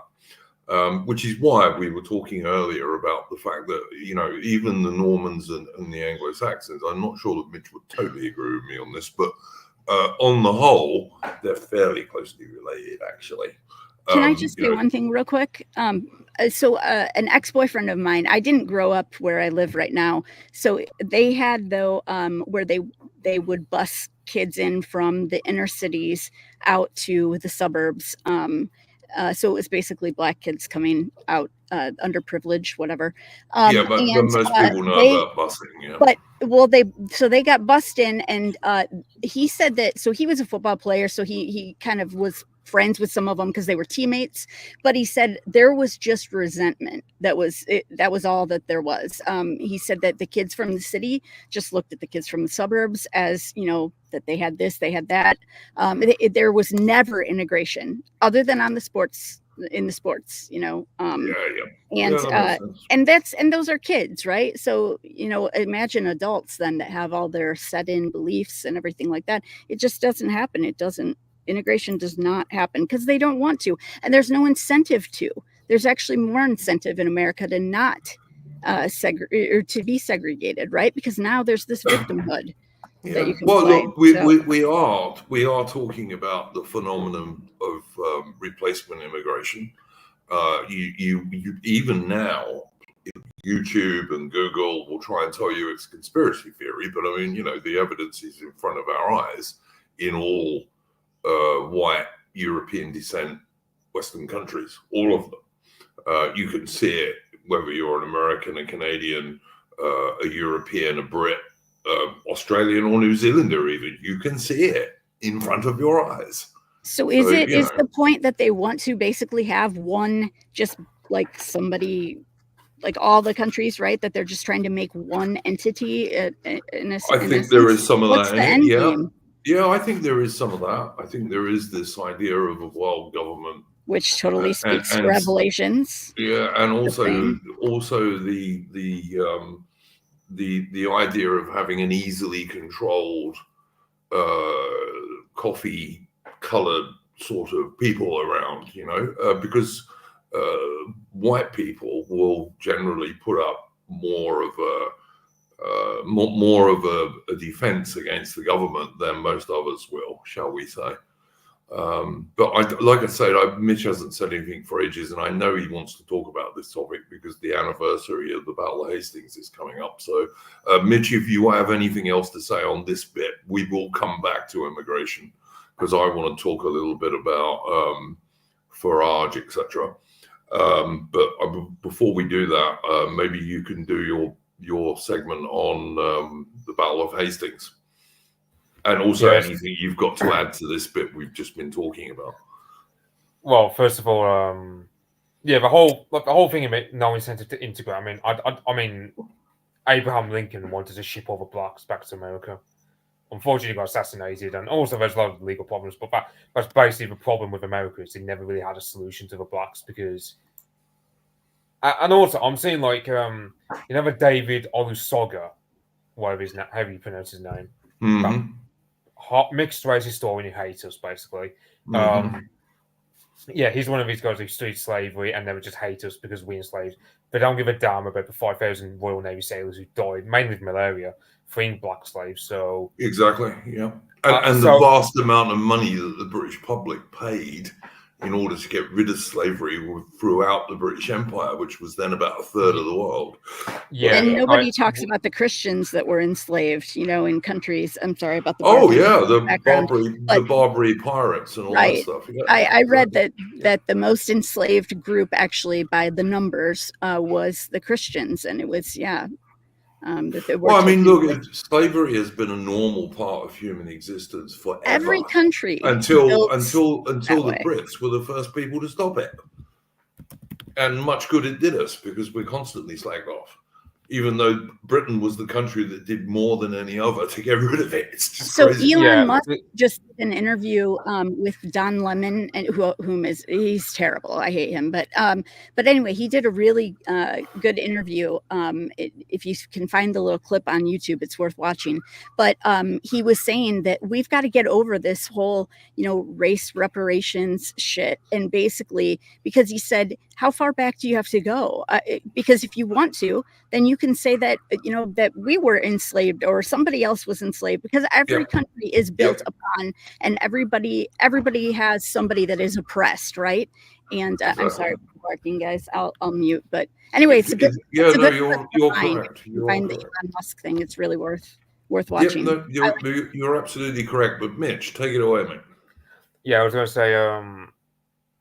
The more you engage with blacks, the more you just think to yourself. So America literally lost 600,000 soldiers in the American Civil War, and you start thinking to yourself, I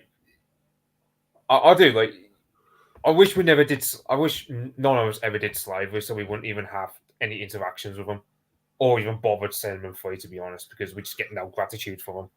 Exactly true.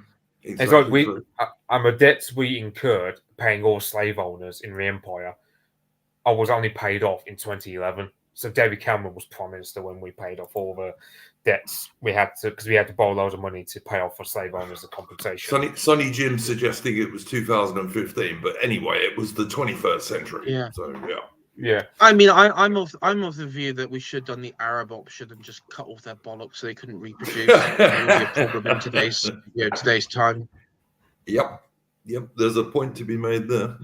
Well, but how all of our Planned Parenthood. That's what the point of that was with the woman. Originally, yes, originally. So Mitch, you wanted to talk a bit about the Battle of Hastings, I believe. Yeah, because on 14th of October, so the Monday this week, was anniversary of Hastings, which I mean, what's to be said other than just a day of tragedy as far as England's concerned? Because I mean, you look at what England. I mean, like I often say, like the best England was the England you had under Edward the Confessor and Harold Godwinson, because so for example, Harold Godwinson was known as a very diplomatic guy. Like, for example, he was willing to exile his own brother Tostig to avoid a bloody rebellion up north when Tostig basically was a tyrant towards the Northerners. So that's kind of like the character of Harold Godwinson. He would have been a great king and, well, a bastard put an end to that. So that's why I'm very anti-Norman. But also it's because a whole list of other things. Like we ended up having to get rid of a Witten because of Norman, as well as the language being so irreparably changed. Our names, bloody everything culturally changed with Normans for the worse, I would argue. The main thing that draws my attention, like this is just looking at 1066, is like why did Hodgerard even bother invading? Because literally everything conceivable that could go wrong did go wrong with a Norwegian side. Like Harold Hodgerard himself kept having recurrent nightmares foretelling his death and the crows feeding upon his corpse at Stamford Bridge. And even like the Norwegian aristocracy were telling him, "Don't invade England." Like the thing is, the average huscarl, there are 3,000 of them. Each huscarl was worth 2 such equivalents in the Norwegian army. And you got to factor the Norwegian army under Harold Hodgerard had a lot of experience through the Varangian Guard. So even when the Norwegians had a ton of military experience with their time in the Varangian Guard fighting for the Empress Zoe in the mid 11th century, they still had a high regard for our huscarl troops. Because so it just, I'm looking at that particular branch of 1066, like the Norwegian invasion. I'm thinking, why did they bother invading? They only had 10,000 men. That was not going to be enough to take over England, because you got to factor we had 20 to 25,000 feudmen, who is basically like regular peasants and who are contracted to be like, let's say, serve for a couple of months of a year. They're like the militia, Mitch, would be the modern equivalent, yeah, it'd be like the National Guard. Whereas the housecarls were regular soldiers. They were full-time warriors. Yeah, and they were paid directly from the royal coffers. Yeah. So that's kind of how, and yeah, so you have Harold Hodgerard. He lands around Scarborough. He ravages a town like quite brutally, to a point where the town residents have to end up surrendering. Then the eldermen Edwin and Morcar. So Edwin is in charge of Mercia, the Midlands, whereas Morcar was in charge of the entire north to replace Tostig. And these two men are brothers by law to Harold through their sister being Harold's wife.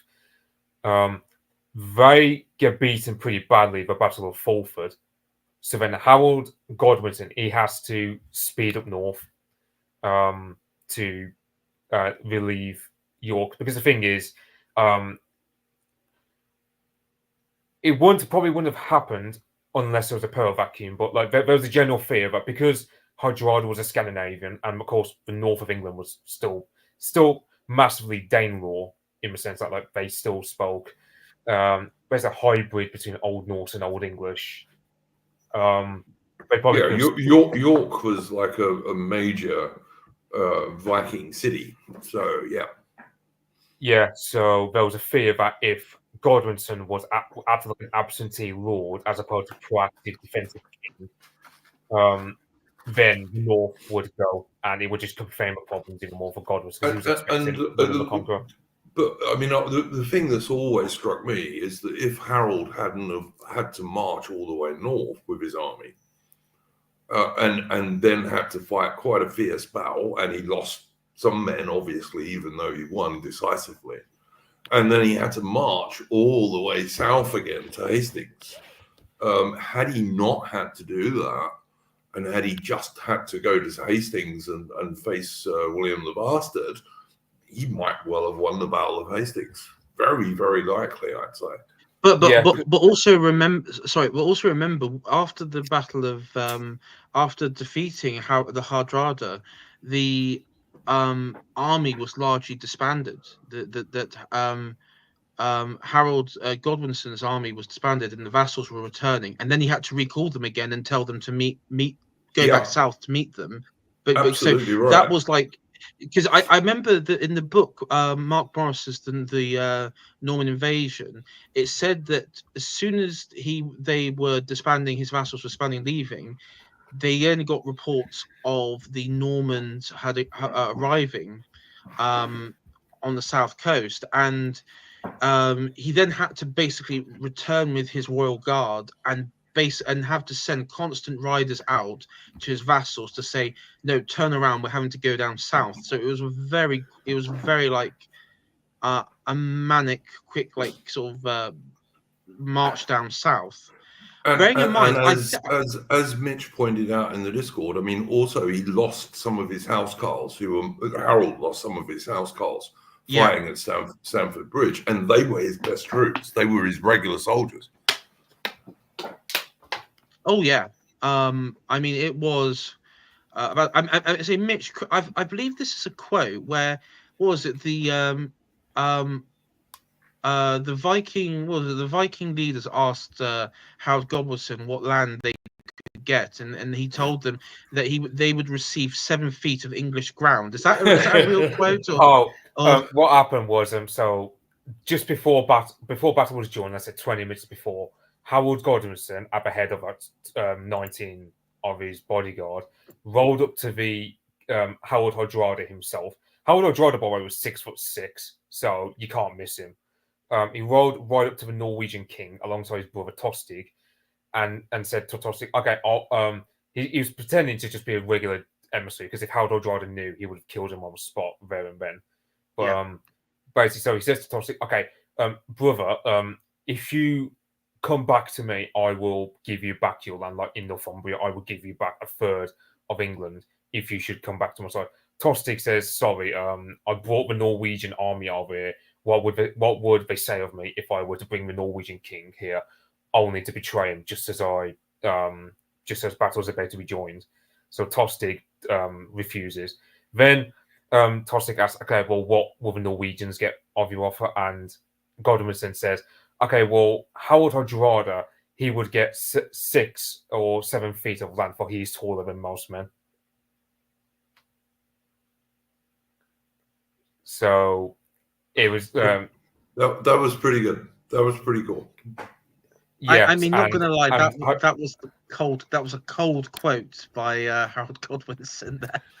Yeah, and like Hardrada, like when he asked he asked Tostig who was that rider, and he said, "Oh, that was King Harold himself." And Hardrada was like seething a bit back, going, "I'd have fucking killed him if I had the chance." So yeah, and the thing about Hardrada was like both Godwinson and Hardrada respected each other, because Godwinson, for example, one time he rolled into Wales because the Welsh raided Hereford and burnt the Norman castle we built there, because there was a lot of there were some Norman castles he already built before William the Bastard even came over here. So they built the castle. So we then sent an army into Wales.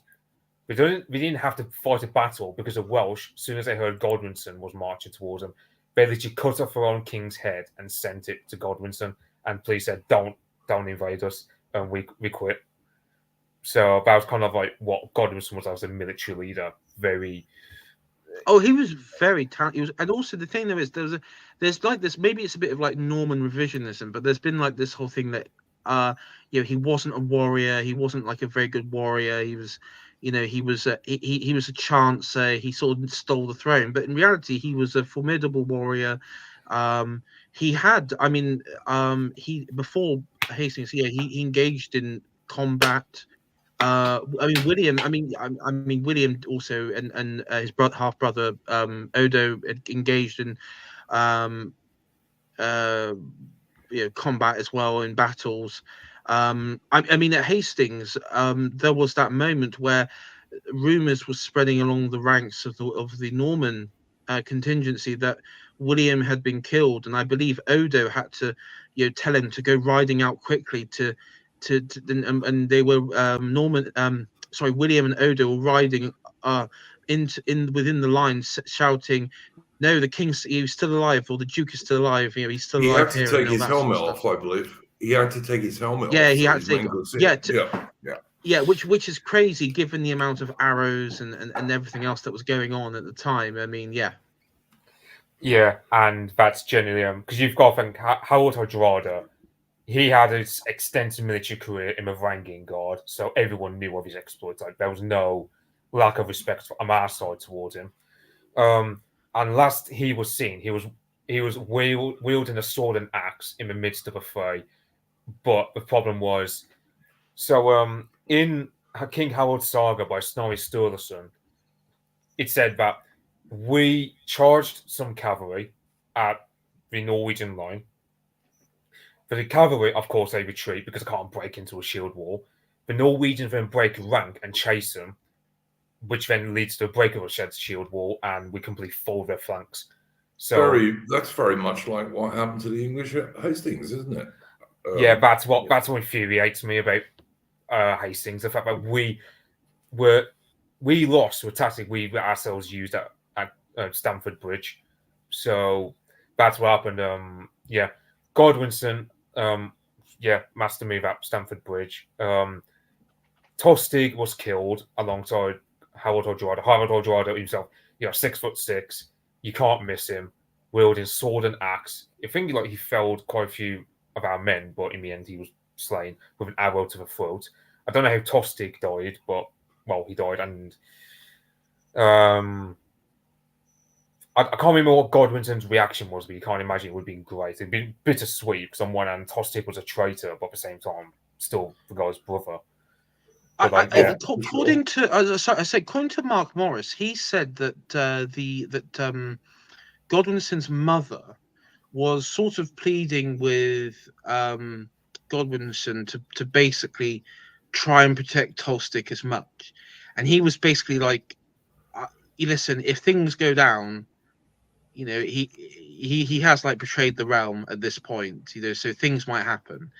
And yeah, he was. I think it was in York. They said on the way back, he had a moment of sadly, sort of reflection. There was a service and everything, and the reflection on it. And then after that, he sort of put the whole Tostig affair behind him. And this is the problem. I mean, Tostig was like a mega little shit. He was a mega little shit at the end of the day. Yeah, so Teresa Cole's book describes him as basically the one good thing he had on him was his charm. You would have to be very charming because he's able to get Hardrada to invade us to begin with, even when the entire Norwegian court, the nobles, even Harold Hardrada's own dreams were telling him, "Don't go to England because for you will die there." And yet Tostig's charm was so potent that Hardrada goes to invade anyway, and we all know what happens there. So and then Harold has to, having marched his army all the way to the north, Harold has to march his professional troops, his housecarls, all the way back down south. So by the time these guys get to Hastings, they've marched hundreds of miles and fought a hard battle in the middle of it. Yeah, it wasn't the tiredness that did the housecarls in it because they fought for over 10 hours. It was the ill discipline of a feudsman because the problem was. That wouldn't have been a problem if we didn't lose quite a few housecarls at Stamford Bridge because Harold Gunson would, of course, kept the discipline and he would have been able to keep. But because the housecarls were considerably fewer at Hastings compared to Stamford Bridge, because they would have had wounded guys who wouldn't have been able to take part as well. So well, yeah. see, I joke that apparently, according to Mark Morris in his account, that it was around Middlesex, like the hamlets and towns around Middlesex and London, at its time, you had a high contingency of the of fragments of the army, because not all of them reached Hastings at time for the battle. Yes. Some of them were still standing by, and after the battle, after the death of Godwinson and his brother, I know that his brothers and his housecarls, when they were all killed, effectively killed, there were still large units arriving in London, because London. This is the thing, that London, the Roman city of London, as it was then, Anglo-Saxon city, but the city of London, they actually fortified. The Saxons fortified it originally, in preparation, because, and this is something that's quite. I do like Mark Morris's account of this. He does, in his telling of the Norman invasion, Hastings isn't like the pinnacle moment. He's kind of like, okay, the battle happens, Godwinson and his brothers and the line is killed off, but the Saxons are still like there mounting the defense, and it's but they had no leadership. But they had no leadership AI. That's the trouble. Well, this is the thing, because if I remember correctly, I think it was Morcar and sorry, Mitch, who was the other one? Edwin. Yeah, they returned, because that was the thing. They sort of returned to their holdings, because many of them believed in London, the fragments of the army, that it would be between the two brothers who would be the lead, the fight back and everything. And yes, you're right. I believe there was also another son. There was a other young claimant. Edgar Who might. Yeah, that's right. House of Wessex, who they thought Morcar and Edwin would elevate as well and fight under, but of course, I mean that didn't happen, as we know.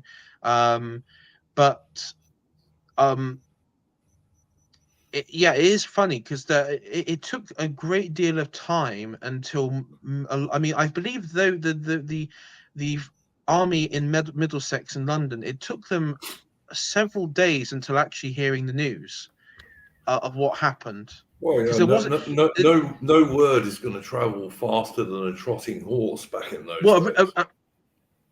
Well, no, but originally the story was that many thought that Godwinson and his housecarls got away from. They knew the battle had they lost the battle at Hastings, but they thought they got away. It wasn't until Norman messengers reached out to Godwinson's mother and basically informed, we have the bodies, but the problem was they were so badly damaged, according to one account, that she couldn't recognize the remains. They were so badly well, yeah, you get the idea, but warfare was pretty barbaric back then, for sure. Yeah, it's also worth noting Howard Godwinson never got a Christian burial, because Normans were just bastards. Like that. Yeah, straight up. Straight up. Yeah, it's. Can I just ask a totally girly question? But Iron Duke, having been in the military, would you rather have been a soldier back then, or would you prefer like modern warfare? Which do you? I'd probably prefer modern warfare, but on the other hand, modern warfare is actually more deadly, to be honest. It is, because they didn't have artillery back then, and they couldn't kill you at 500 yards like they can today. So there is that. And also armor gave you a certain defense.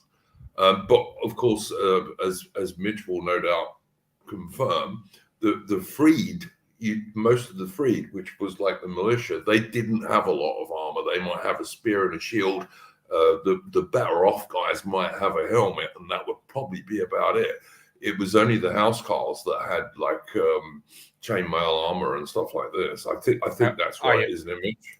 Yeah, my Great Dane axes that were very effective against cavalry, because this is one misnomer that people often have, like about the Battle of Hastings. They think, oh, it was a horseman, but when for Hastings, no, it wasn't.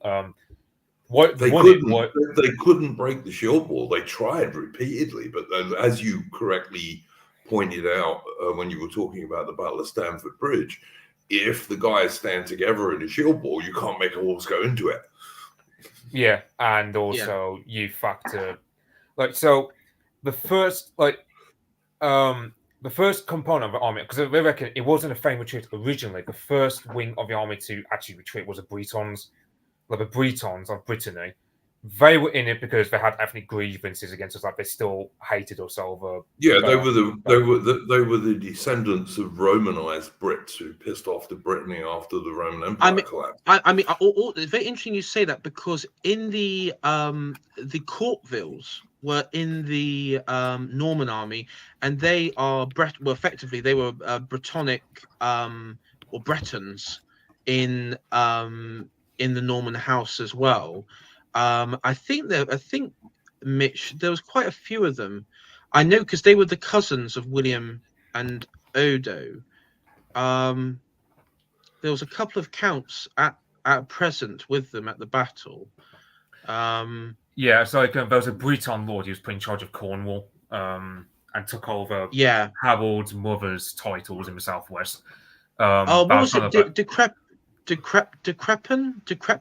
Was that his name? Decrepin. I mean, you had Decrepin, yeah, and I think like Duke Conan of Brittany, he was allied with, because the thing was, Howard Godwinson actually fought with the Normans. He actually saved 2 Norman soldiers from quicksand at one time. He was serving alongside the Normans on William's side in Brittany, because the previous Duke of Brittany was hostile to the Normans, and the Normans were saying, okay, well, we want our own guy in charge of Brittany, and that guy basically gave some contingents over to the Normans.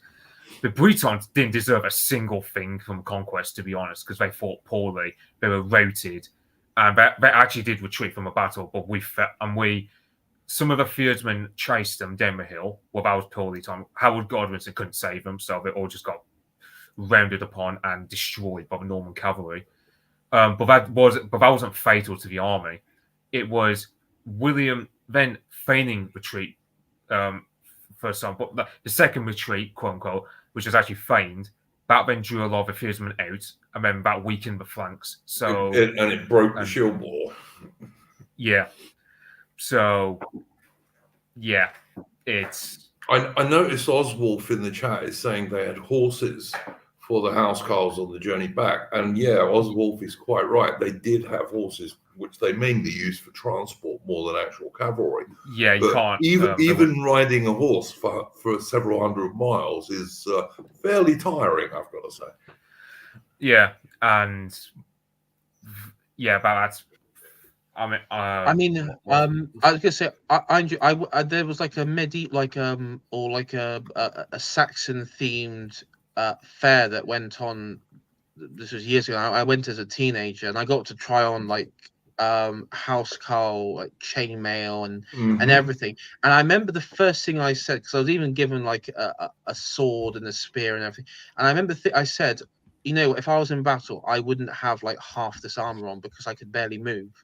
Like it was really difficult to move, especially after doing. You definitely need it, though. I mean, you would definitely need it if you were going to stand in. I know, but I know. But you'd also get used to it if you were a professional warrior, whether you were a Norman knight or an Anglo-Saxon housecarl.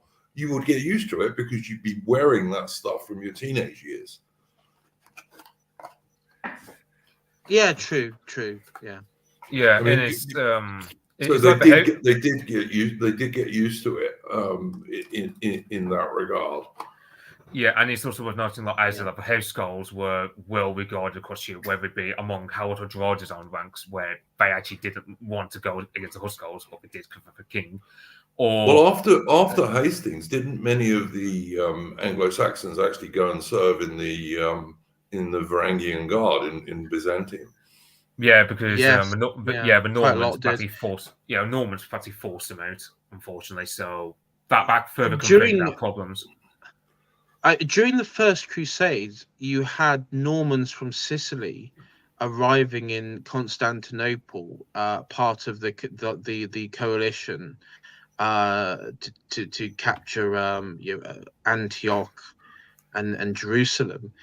And it was funny because you had this moment where you had Normans from Normans and Varangian Anglo-Saxons sort of meeting up, and I think there was like not a skirmish, but like some sort of fight, Brawl. punch up, brawl of some sort between the two. Bearing in mind, because this is the thing, the myth of the people talk about the Norman cavalry, and I will say Norman cavalry was very effective in some, especially against the Turks and Arabs. They matched the Turks. They definitely outperformed the Arabs in some capacity. But mainly the myth of the Normans, of that sort of myth, was largely due to the Norman conquest of like the Lombard states in southern Italy, the Eastern Romans, and also largely the Muslim North African Muslims in Sicily, because the Normans were the ones that formed the kingdom of Sicily, Naples, and so on. What was the house? Hauteville. Horteville. Yeah. Hauteville, and they were instrumental in the First Crusade in particular, and they were very. I mean, they were in constant conflict with the Eastern Romans. I think there was even when they had like the ceremony at the Hagia Sophia.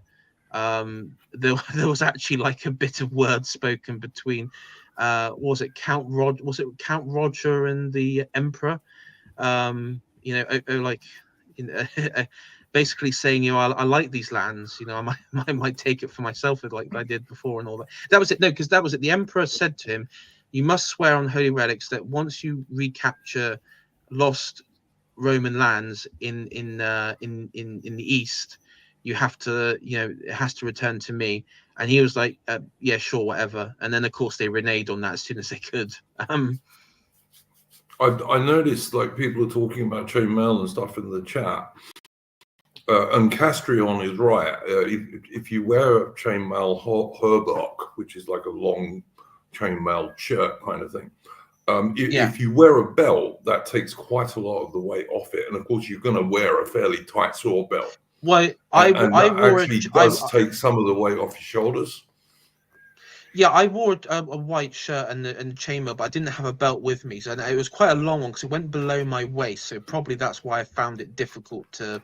Yeah, you would normally a warrior in those days would normally have worn a belt with it, which would have taken some of that weight off it. And also, it's getting used to it. I mean, in the military and the infantry, you're expected to be able to march all day with 60 pounds of weight. Now, most civilians can't do that, but with a bit of practice, the young men who join the military, they can, because you get used to it. What's the chainmail where it goes over the head? It covers the head as well. Coif. Well, was that a Norman? Was that a Norman thing? I think the Normans and the Saxons sometimes used that, and you wore it under your helmet. That's right. Yeah.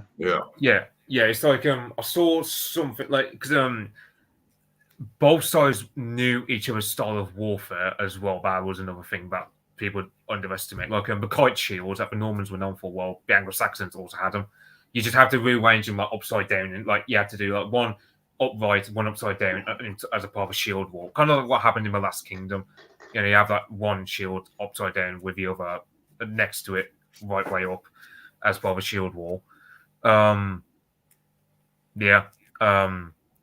don't really know what more to say of this other than because I mean, so for example, I'm reading about like Edward Longshanks, Mark Morris's book on Edward Longshanks. I don't know how to articulate it, but it's like I'm looking at Hastings and go, I really just can't get into medieval history anymore like I used to, because I'm looking at that period of history going, after 1066, it just feels like we're run by foreigners or run by kingly privileged foreigners. I really can't get into medieval history anymore because I just feel like we've cheated out of a perfect England. Harold Godson won. I get what Mitch is saying, but at the same time, like the Plantagenets, I mean, they are House of Anjou, so maybe you could argue. I mean, they weren't directly. Well, I mean, they are descendants, but also weren't like the Plantagenets also somewhat related to the House of Wessex or some? There was. Henry I married was it Edith or Matilda, which she's known by both names, but Normans call her Matilda. We called her Edith because that was her birth name. Daughter of Margaret, who was the niece of, she was a niece of Edgar Atheling. That's how she was linked to House of Wessex through Scottish royal House of Dunkeld. I kind of have two takes on what Mitch is saying here. One thing, Richard the Lionheart would not have done very well on the Third Crusade without his English soldiers. Most of his knights were Normans, that is true, but the bulk of his army, his footmen with spears and shields and his archers, etc., were Englishmen. And he wouldn't have got very far without those guys. Whilst the Richard I's cavalry often gave the final blow to Saladin's Islamic warriors, he relied very heavily on his foot soldiers, who were English. I mean, the thing is, right, so our institutions were staffed entirely by French speakers. It was only in 1362 that, you could actually speak to your defense lawyers, for example, in English. Because before then, if you're an English peasant and you were in a legal court, you were screwed. It doesn't matter how innocent you were, you're screwed. Very true. And instead of thinking, I really can't get into medieval history because I look about time and just go, it's just shameful. Well, I mean, that's very true. But my other take on this, Mitch, was that by the time you get to Henry V, Henry V's father spoke English as his first language. Yeah, but that's an English that was massively English, for example, in Howard Godwinson's time was, I would say, a better English form of English. Oh, sure, yeah, it wasn't old English by then; it had changed for sure. But it's basically the point I'm making is that Henry V and his dad both spoke English as their first language, and they were the first English kings to do that since Harold Godwinson. Yeah, and I'm saying that's a form of English that has massively changed. The Normans did so much damage to our institutions, our sense of culture. It was practically a great replacement that happened between 1066 up until 1400 in terms of what happened to England. I think the Tudors have a lot to blame for that because, of course, during the Reformation, the monasteries, the dissolution of the monasteries, so much of Anglo-Saxon history. I mean, the reason why we have so many scumbags and smug pricks on social media today going, "Oh, what's an Englishman?" Calling Anglo-Saxons racist and all that sort of the Anglo-Saxon term racist is because the dissolution of the monasteries, so much of that culture and writing and civilization was done away with. Was basically burnt and removed from the public psyche, and it's one of the reasons what's motivated people like Tolkien to write about Lord of the Rings was because it was also a retelling of Anglo-Saxon mythology. A great deal of Anglo-Saxon myth and history was lost as a result of the Norman conquest. That's true. Yeah, and that's why. I'll get very autistic about it, but it's the whole English thing, the whole, let's see if we can speak English as purely Germanic as possible. Let's scrap a lot of these Latin words we pilfered. Because, let's face it, I would say English, we would have lived in a much better England had Howard Godwinson won because, but there's so, I don't know, I've seen some leftists argue this, by the way, back, you're talking 20 years ago, but we're not talking leftists now who are completely anti-English. But some while ago, you'd have leftists saying they wish Howard Godwinson won because out in England, that would still be culturally tilted more towards Scandinavia, and thus we'd be more like Sweden in terms of strong welfare state and basically social democracy, blah blah blah. That's. I've got to say, when I look at history, I tend to just look at who I would have sided with, and if I'd have been around at the time of the Battle of Hastings, I definitely would have sided with Harold Godwinson for sure. Yeah, and it's just as during the English Civil War, I would have sided with the king, not because I particularly liked him. I just think that was the thing an Englishman should have done then, rather than Parliament. But that's me, you know. Yeah, I mean, it's also. Oh, sorry. I was just going to say, we probably. I would be a simple farmer, and the Earl would come round, and I'd be following. But yeah, I mean, of course, we'd all be on the Anglo-Saxon side, but also we'd be on the losing side. I actually think probably more likely than not, we would also be. I like to think I would be of the state of mind like, yeah, I'm not I'm going to revolt, or I'm going to be part of like some sort of I'm not going to make their occupation easy. Well, look at the one of the few myths that did survive is Robin Hood, and that's exactly what Robin Hood was kind of doing. He was supposed to be a minor Anglo-Saxon nobleman who was, whilst he wasn't against King Richard, he was against the exploitation of the Saxon peasantry by the Normans. Yeah, and that's one of the few myths that did survive, you know. Yeah. So for example, Parliament, right? People don't realise about Parliament. So one of the main reasons why it was formed up was because there was just massive anger against Henry III and his wife, because basically they privileged French aristocrats above the English. Even a lot of English aristocrats, like Simon de Montfort, who himself was descended from like Norman lords, even a lot of these assimilated lords, which is like pissed off with the royal house of Plantagenet, because all they ever did was privilege foreigners above the English, and that's why we ended up having to have Parliament. So I would say there are times where I've become almost like a Republican at times, where I just think the monarchy is just. I just don't like the monarchy ever since 1066 because it's always privileged foreigners or been anti-English. Let me just say, Oswolf in the chat is saying, before we change the topic, let's not forget the harrying of the North and the fights elsewhere for years after 1066. Now, what I would be happy to do, if Mitch wants to do it, and AI maybe, and maybe somebody else, if you guys are interested, we'll do a stream on that stuff. I don't think we can cover it all this evening.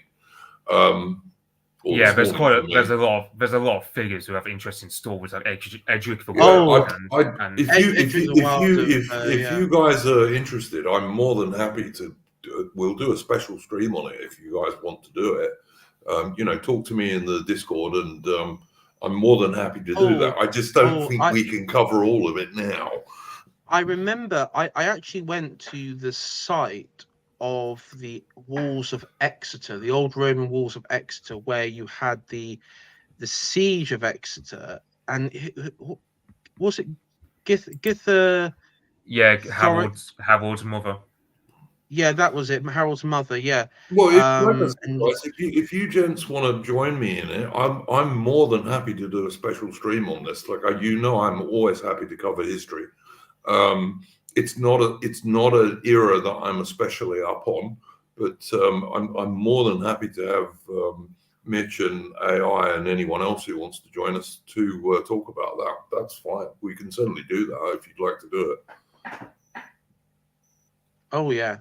I would just say one thing to Aubrey Alley in the chat, and that is that up until World War One, more soldiers were normally killed by disease than they were by enemy action.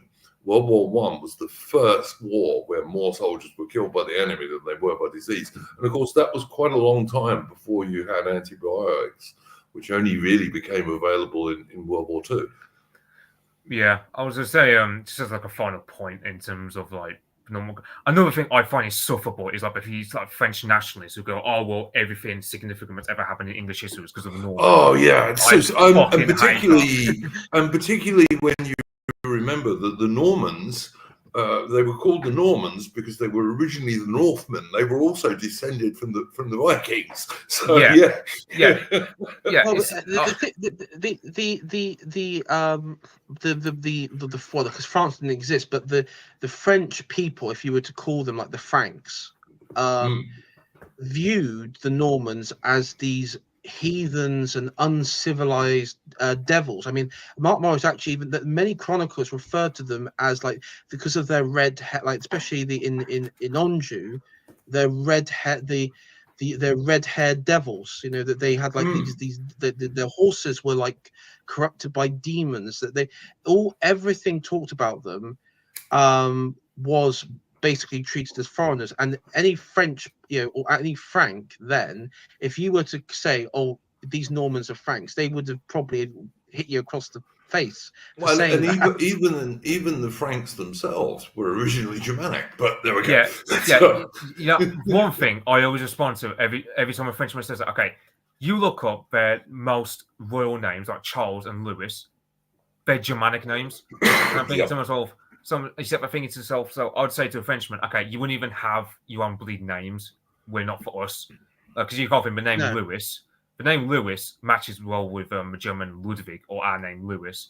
Charles comes from Carl. It's like, and then you've got William. Well, that comes from Wilhelm in Old English. Yep. You've got the name Walter. That's another one. That's Germanic. You've got Godfrey. That's another one. You've got Robert. Well, that's also an Old Anglo-Saxon name. They pilfered off us. Like you look up like I think like the only the French name. Wilfred. Yeah, Wilfred. There's that. Edward is another Anglo-Saxon name. Yeah, that was it. Like Edward the First, like Edgar, and Edmund. I think like the only Norman name I can think of for boys that they didn't pilfer off us was Jasper. I think that's the only one I can think of. Well, I know Aubrey Alley will be biased in favour of that. Yes, I love the Jasper. Jasper, I actually believe Jasper is originates from Gallic Roman. It's a Gallic Roman one, which might make sense given its location. It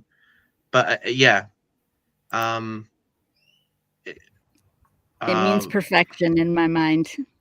Yeah, it comes from. It can mean treasurer in Persian, apparently. I don't know how a Persian name. I don't know how a Persian name ends up in like medieval Europe. But it's also the name of a mineral, isn't it? Well, remember there are so many different colors too of jasper. It's really beautiful. One of the first groups to arrive towards the end of the Western Empire were the Alans, who were an Indo-Iranian group, and I believe there was a group of them that settled in modern day Poitiers, where the English beat the French decisively, surprisingly. Yes. Can I just say something real quick? I just said perfection in my mind is what jasper means, so I just looked it up, and it says that it portrays God's absolute purity and perfection. So just had that. There you go, Jasper. Yeah. So I can't. I don't really. I mean, so what's that? I mean, I'll be honest. If it was up to me, I would just absolutely just do a complete reset or 180 on English history, since its conquest, and just do so much stuff about language purified, castle. I mean, to be fair, I had a spurgy rant on the Discord of basically talking about Stafford Castle of all things, because Stafford Castle run at open up really awkward hours, but I mean, I don't know. I would just go do a complete 180 on so that by the end of what I would do, it would be exceedingly difficult to even know the Normans even cross the channel to begin with. It would just be Howard Gonson won. Well, I mean, to be absolutely honest, I was going to say, I'm more than happy to do a special stream on the Norman conquest of England and the Anglo-Saxon resistance. I'm more than happy to do that. But we've been going almost 2.5 hours. Yeah. And before we close, I was going to say, if it's a short point, carry on, mate. Oh yeah, just sorry. It came to my mind because we mentioned the Franks in the Islamic world, particularly Turkey and the Middle East.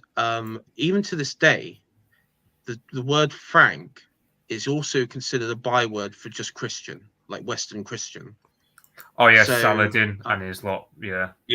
Yeah, they did Yeah. use that. You're right, AI. Yeah, they did. Oh, all right, guys, before we close, I just had one topic I wanted to bring up, which was a bit related to AI's point earlier. In fact, more than a bit related. I've been arguing that, the Homeland Pie, which I hope does well, they're not going to be in a position to get MPs, I don't think, for at least 5 years and maybe 10. Certainly a reasonable number of MPs. But given we're in the situation in Britain now, where you've got almost 1 million immigrants coming in every year, and that's just the legal ones, we cannot afford to wait 5 or 10 years for the Homeland Pie to form a government. And so my strong argument is that in the meantime, we have to support reform. I am very unhappy with Nigel Farage going against remigration, which I totally support. I think remigration is essential eventually. But I would also argue that before you can have remigration, and even people like Steve Laws, they put it in like 6 or 7 sections, gradually getting more serious. And the initial ones are simply getting rid of serious foreign criminals and illegal immigrants, both of whom I think vast majority of British people would support deporting. So I don't think there's an issue with that at all, to be honest. But in order to get to that situation, you have to turn off the tap of mass immigration, and Reform are the only party that say they will. And so in the meantime, I'm prepared to give conditional support to Nigel Farage and Reform, providing they do stick to that zero immigration, because I think that's important. We cannot have another 10 million immigrants coming into Britain. We just can't. Another 10 million third world immigrants, you just can't allow it. So in my opinion, while we're waiting for the Homeland Pie to sort themselves out and to organise and to hopefully get MPs, in the meantime, we might just as well support Reform, because they are the only party that has any chance of forming a government that is in favour of stopping mass immigration. And for the love of God, if anyone else is an American here that's listening, you've got to vote. Oh yeah, absolutely. Yeah, up in just a couple of weeks. So I do totally agree. But on the British point, which, as I say, is very heavily related to what Mitch was talking about and this argument between civnats, etc. I am totally in favour of remigration. I think it must happen.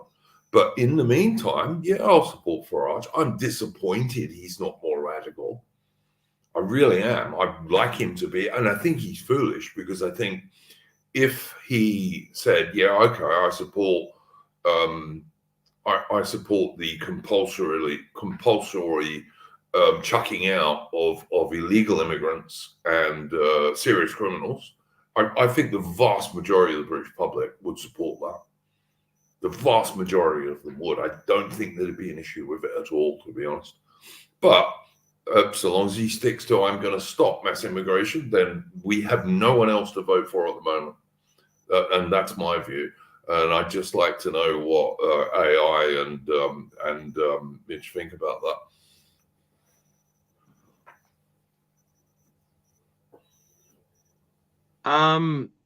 I mean, it's difficult. I can't give you a definitive answer now. I'd have to see what Reform are like. Later. What will happen towards maybe next year's local elections, like how they're going to present themselves. I mean, one thing that is like a problem because as I and Duke, you'll probably be aware, to support a political party, and I've done this, and Mitch, I know Mitch, we've both sort of like done our bit recently with Reform, particularly Mitch. He's helped you. You've done, what was it? Yeah. Campaigning. And it is like volunteering. Now, if I'm going to spend my time, Iron Duke, campaigning for this country, I'm going to make sure I'm going to do it for the right cause. And I at this moment in time, I believe all the people who are voting reform are doing it for the right reasons. They are doing it for the right reasons. I don't believe they're like constant kissing, people subverters or anything like that. But at the same time, the top of the Farage and that Youssef fellow. Yeah, I don't like him at all. By the way, I don't like Youssef at all. And because he has, that sort of level of control in the party, and Ben Habib has sort of been exposed what's gone on, and also the attitude of that guy who was kicked out by Farage, who was like an ally of him, who then I forgot his name now, but he's like been around Farage all these years, UKIP and Brexit Party now. Yeah, has sort of gloated about wiping out British nationalism and everything. It is difficult. I understand. I've got to say, AI, that he was on a Spectator interview, right? Now, the Spectator has been totally taken over by the wet Tories.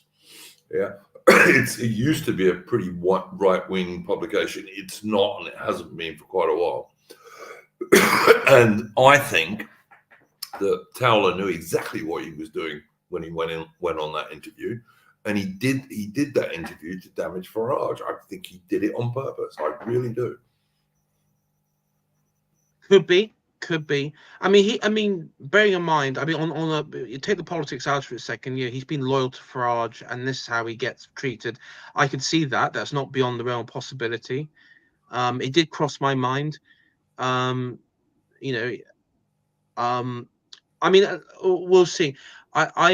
I think if the Homeland Party, if they were sensible, they are attacking. I've noticed that they are really going in for reform, which is probably a sensible, because if they wanted to get voters, I would say Labour, and if anyone who's still with the Conservative Party now, or the Labour Party now, whoever's still with them, I would say they are politically, spiritually, and socially lost. They're you don't even want them near anything, because I would just say this. This is my thing with the Homeland Party, who, as I say, I hope they do well, but their policy is to go in locally at the moment, not to even stand MPs. And we in Britain, as nationalists, cannot wait 5 or 10 years. That's 10 more million immigrants if we have Conservative or Labour governments. That's 10 million more third world immigrants. And we just can't, that can't happen. I'm sorry, it would be a disaster.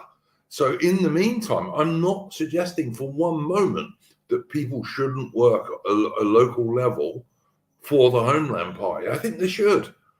But on a national level, what I want to see is a reformed government at the next general election.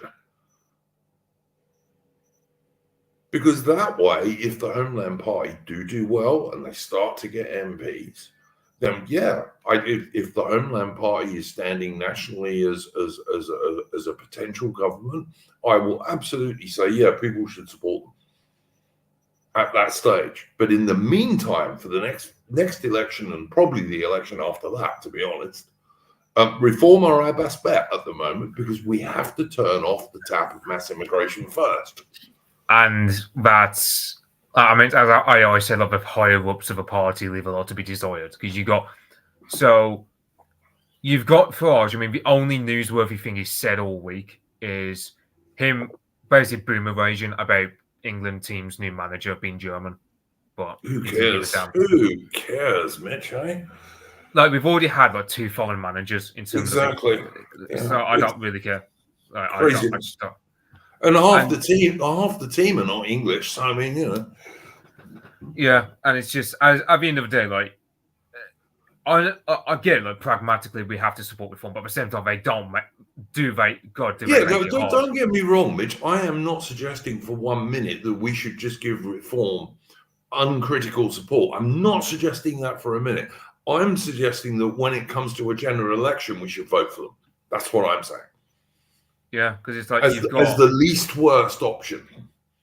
Yeah, because I'm looking at I mean, you compare Farage and Reform now in general nowadays compared to what they were like in the general election. In the general election, there's actual energy. Like there's a lot of Zoomer energy. Yeah. It felt like because it's like, for example, so there were some people saying, "Oh, well, you can't go too radical with this," and I go, "Okay, I'll remind you." So in Thuringen, in Germany, right, the alternative for Deutschland section, you're right. yeah, they were led by a guy who calls Holocaust memorials of shame. Yep, For I Germany. agree, I agree with him. I agree with him. The idea that And you know what's Britain needs funny? a Holocaust memorial, I don't know why. And you know what's funny, guys, is that during the German state elections, the only state where the AfD won by quite a bit, mind you, was Thuringen, where this guy was standing, where many AfD members were calling for him to be removed. So the argument that, well, the people who are, you know, further from the center don't win is completely untrue, because the AfD types who were more to the center, maybe center right, Look, or right AI, I am lost utterly convinced. in state I'm elections. utterly convinced that if Nigel Farage came out and said, "I support the forced deportation of illegal immigrants and serious foreign criminals," I am absolutely certain the vast majority of the British public would support that. The people who wouldn't are the mainstream media, because they're completely captured by the left and the globalists. Yeah, that's the main problem you've got with Farage. Is he's very much a boomer, and there are limitations with that, unfortunately. Like Yeah, he'll just I'm just making my position clear here. And I just think the only reason I will say at the next general election we should support reform is not because I think Farage is right, because he's not. He's not radical enough. But we've got to turn off that mass immigration tap. We cannot have 1 million people a year coming in, which if Labour or the Conservatives win, no matter who wins the Conservative leadership election, it doesn't matter. We will get 1 million immigrants a year. I mean, the Homeland Party have that for the next 5 or 10 years. It will be a disaster. If the Homeland Party operates purely locally, what they could do is basically, you know, integrate themselves on a local level with reform types, and then when it comes to a national election, let's just say reform, you know, win the most seats, or garner enough support, or what have you. Because at this point, anything can happen next general election. You could have a scenario where the Homeland Party could actually, you know, basically cause trouble in the ranks to basically to keep Farage and people like that on track. The problem is, though, I come back to, is that person like Yusuf and the Moneymen, and even, I mean, even Tice as well. I'm still sus about Tice. I don't disagree, AI, but we don't have a choice. Who else? If the Homeland Party are not running MPs, we can't vote for them. I mean, also there's the other thing. I wouldn't join. I wouldn't join Reform, and the reason I wouldn't join Reform is because it dawned on me, ever since that interview and everything, if they are working, and they have worked in the past, which means they're probably still working with now, people in like Hope Not Hate, for example, if you give them your information, I mean, yeah. Well, look, I'd say two things to that, AI. First of all, I'd say a senior Reform guy has said that Reform hasn't worked with Hope Not Hate. Now, you can believe that or not, and I'm dubious about it, okay? But if you don't know that if you're a regular on this show or what have you, people are not looking for your details, then trust me, they are, you know? Oh, like, this channel was put on a Antifa list on Twitter nearly 2 years ago. So was nearly I. 2 years. Yeah, you were on there. I remember. I was on that list. We were all on that list. Well, maybe not Audrey, but I was on that list, and you were on that list, and Mitch was probably on that list as well. And also, another thing is that I think it's next week, Channel 4 are worked with Hope Not Hate on this documentary of the right. I've seen a note about that. I believe Morgoth probably mentioned in that. I think the Homeland Party will probably get some mention. You'll have Steve Laws. Steve Laws. See, I like maybe Steve this Laws. chat. I like Steve maybe Laws. this channel. I've heard people like what's his name? The guy near. He's actually not Welsh, but I think his girlfriend is or whatever. The guy you were talking about earlier, AI, who's related to the Worcester Club. Yeah. Now there are some good people in the Worcester Club. Like I like Jack a lot, who does the history stuff for them, and I like John actually. I think John's a good bloke. I don't like Harrion. Harrion, that's his name. I'm not a fan of Harrion at all. And Harrion tries to say that Steve Laws is poisonous to any group or what have you. I just don't believe he is. And honestly, like I said, his idea of the initial way to bring in remigration is to get rid of illegal immigrants and get rid of serious foreign criminals. I think vast majority of British people would support that. Yeah, bearing in mind, 39% of people in this country say it's acceptable to do redacted stuff to migrant hotels to get attention of politicians. We've got to be very careful about that, Mitch, because this is YouTube. But that's just the thing about Farage really underestimates how right wing the country's become the past few years. It's like the same with Canada, right? It's like Canada, right? I don't know too much about the election, but basically, the youth are voting like 50% for the Tories because Trudeau literally opened up the borders to India, and the Indian migrants are so bad there. Basically, the Australian Labor Prime Minister is doing pretty much the same thing as well. Yeah, so that's kind of how bad the Indian diaspora are. They're literally turning Canadians racist. No. But I mean, look, we were going to talk about this if I could have found a Canadian to talk about it. I just don't know enough about the Canadian election to talk sensibly about it, although it does look like the right are going to finally get rid of that scumbag traitor Trudeau. Yeah, but I give so much credit, though, to kids these days that are actually standing up for, like the non-liberal side of things. I'm sorry, you guys, I had to take cold medicine and I can barely think right now. But they're told by their professors and teachers that basically you're wrong if you.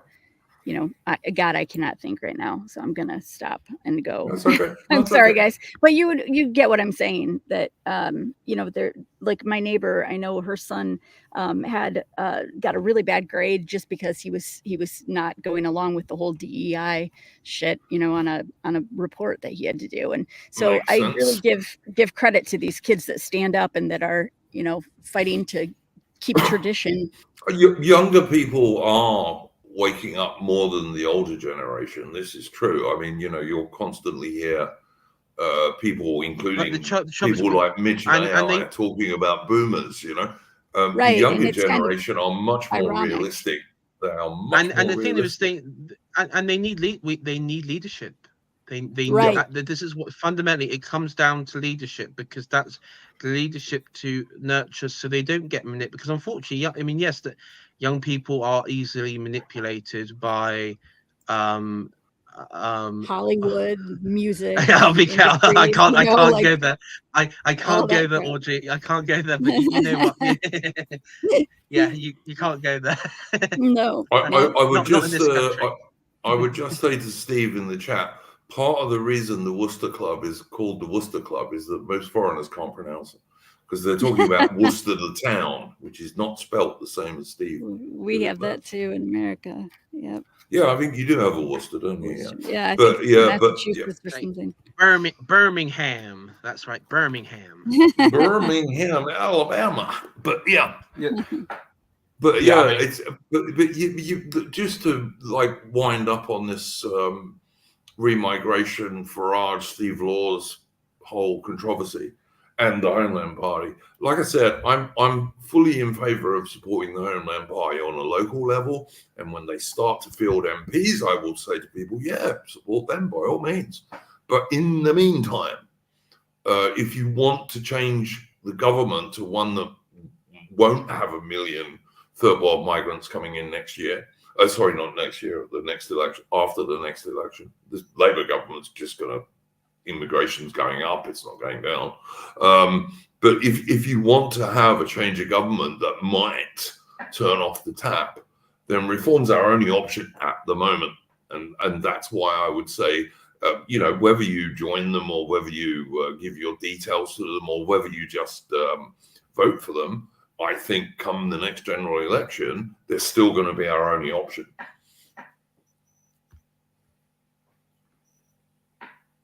Yeah, that's pretty much my pragmatic view. Forgot what I was going to say. But I mean, I remember Horace and Steve Laws did a stream, which was pretty good actually, about the time that Farage came back into politics, and they at that time they were saying, well, look, we can give reform conditional support. Even Morgoth was saying, looking at their manifesto, you could give them conditional support, and like Steve Laws and Horace at that stage, and Horace has been on this channel a lot of times, by the way, he's a member of my Discord, were saying we should hold Farage's feet to the fire on the immigration issue. And I totally agree with that. I'm not saying we should run along with his boomers on this stuff. We should definitely say to him, look, mate, you're bloody stupid. You need to be a bit more radical. But at the end of the day, Reform are a better bet than Labour or Conservatives. Yeah, and this is the thing. I mean, I think Reform probably is split in some ways.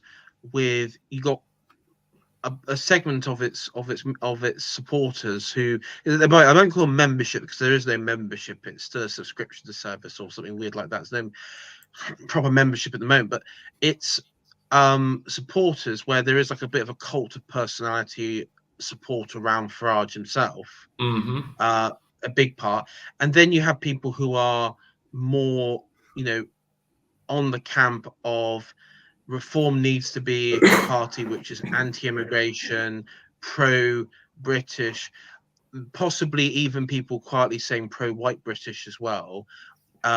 Within that party, totally agree. Quiet about it. Yeah, I totally agree. And yeah, I'm not here for the. I will say, when it comes to Britain, all bets are off. It's bigger than Farage. It's bigger than any one person. Sure. Totally agree. I totally agree. I am not here. I'm not here for the cult of personality, and yeah, I mean that's my sort of final say. The only thing I would say about Farage is he is a pretty good politician. He did win the Brexit vote, and he's recognised nationwide, which helps a party. It does.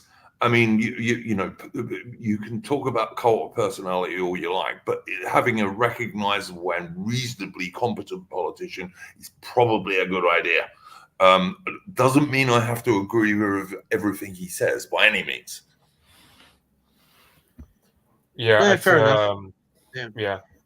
I'd say on the topic of like young people being manipulated, I wonder how much that will change after the budget, because all those Zoomers who voted for Labour certainly could. Because once those Labour voting Zoomers start to get a tax bill after the new budget, how many of them are just going to clam up about? Hopefully. I mean, but would they, Mitch, I understand what you're saying, but isn't there like a possibility that they would use that mental gymnastic of, the only reason Labour are raising all these bills is so that they can support the radical right in the Labour Party and fund Israel? Because I can also see that being their logic going forward. I mean, the whole anti-Israel crowd in the Labour Party, they're based on more of a Corbynite type anyway, who will just cope about it anyway. But like that student politics mentality that dominates some Zoomers and millennials, I think that would just die off in the next few years, because, I mean, Corbyn has practically just been chucked out. I mean, the only party they've got really is the Green Party, I suppose, of that wing of the left. Whereas Starmer, I mean, what can you say about Keir Starmer? I mean, the guy is less popular than bloody Biden, and Biden's literally pedophile with dementia. He's a disaster. Starmer is a disaster for the Labour Party, and good. You know, listen, I want the Conservative Party to be totally destroyed, but I want the Labour Party to be destroyed as well. I think the Tory Party's doing that job for you, going off all the boomers wanting to vote Kemi Badenoch. Oh yeah, the Nigerian woman. Yeah, no, I know. Yeah, what's totally funny agree. is that, yeah, you notice why there's an age divide. Like you see, like there's some you notice there's some more Zoomers voting for Jenrick, whereas the older ones are just like, oh, they're voting Badenoch, which kind of refutes the whole. It's weird. Because I remember back in 2019, like people were trying to say the Tory membership, but all the Tory boomers are very right wing but they were saying they're voting for Priti Patel because she was scared about the death penalty. It's like many people are saying, you know, an Indian leader almost destroyed the Conservative Party, so let's get a Nigerian woman to see how much worse she can be. I mean, you know? I would point out, and I think it's been pointed out under Sunak. I mean, since then, right, a lot of since like the Boris and Brexit, a lot of Conservative Party members have either died, a lot have died, or a lot have quit. So the remaining members today, which I reckon, if I was to guess, it's probably like 60 to 70,000. Yeah, it's not that many. Most. It's not that 60 many. to 70,000. Those people are shit libs, so they'll probably vote for whoever.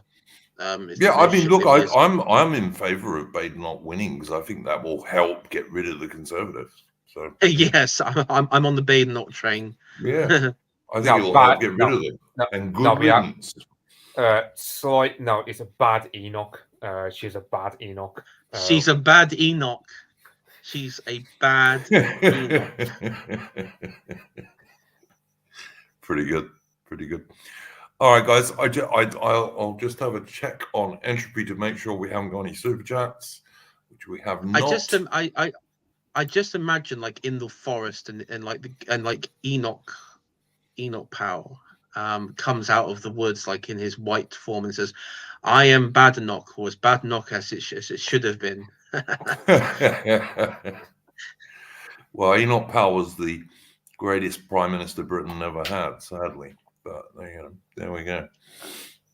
And he was also probably the last chance to really save the so-called Conservative Party, but they decided to ruin him instead because they're so. Did he ever have any views on? Did he ever have any views or like discussions with Oswald Mosley at all? Did their paths ever cross? Or I don't think so. I mean, someone may correct me, but I've never seen anything like that. No, neither have I. I know that they were all alive at the same time. I just wondered if their paths ever like crossed, like post-war. Yeah, I'm not sure they did because in World War II, Powell was actually the youngest brigadier general in the British Army in World War II. Yeah. So yeah. But in any case, we've been going almost 3 hours, and I am going to play us out with a tune. This comes from my friend Patriotic Archives channel, and it's a Royal Navy march, and the thumbnail is Admiral Jellicoe, who is the underrated British commander of the Grand Fleet during World War One. He's a very good admiral. But anyway. Let's share my screen. There we go. See if this works. Boom, boom, boom, boom, boom, boom, boom. There we go.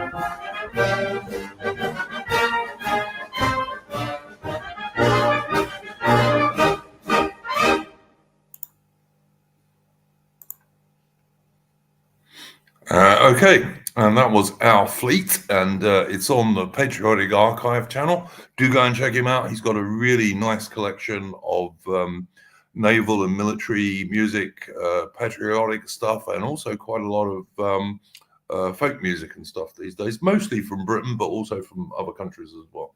Well worth checking out. Thank you very much to my guests, Aubrey, AI, and Mitch. We'll see you next week for Splendid Isolation number 195. And in the meantime, don't let the bastards grind you down. See you later, guys. Bye.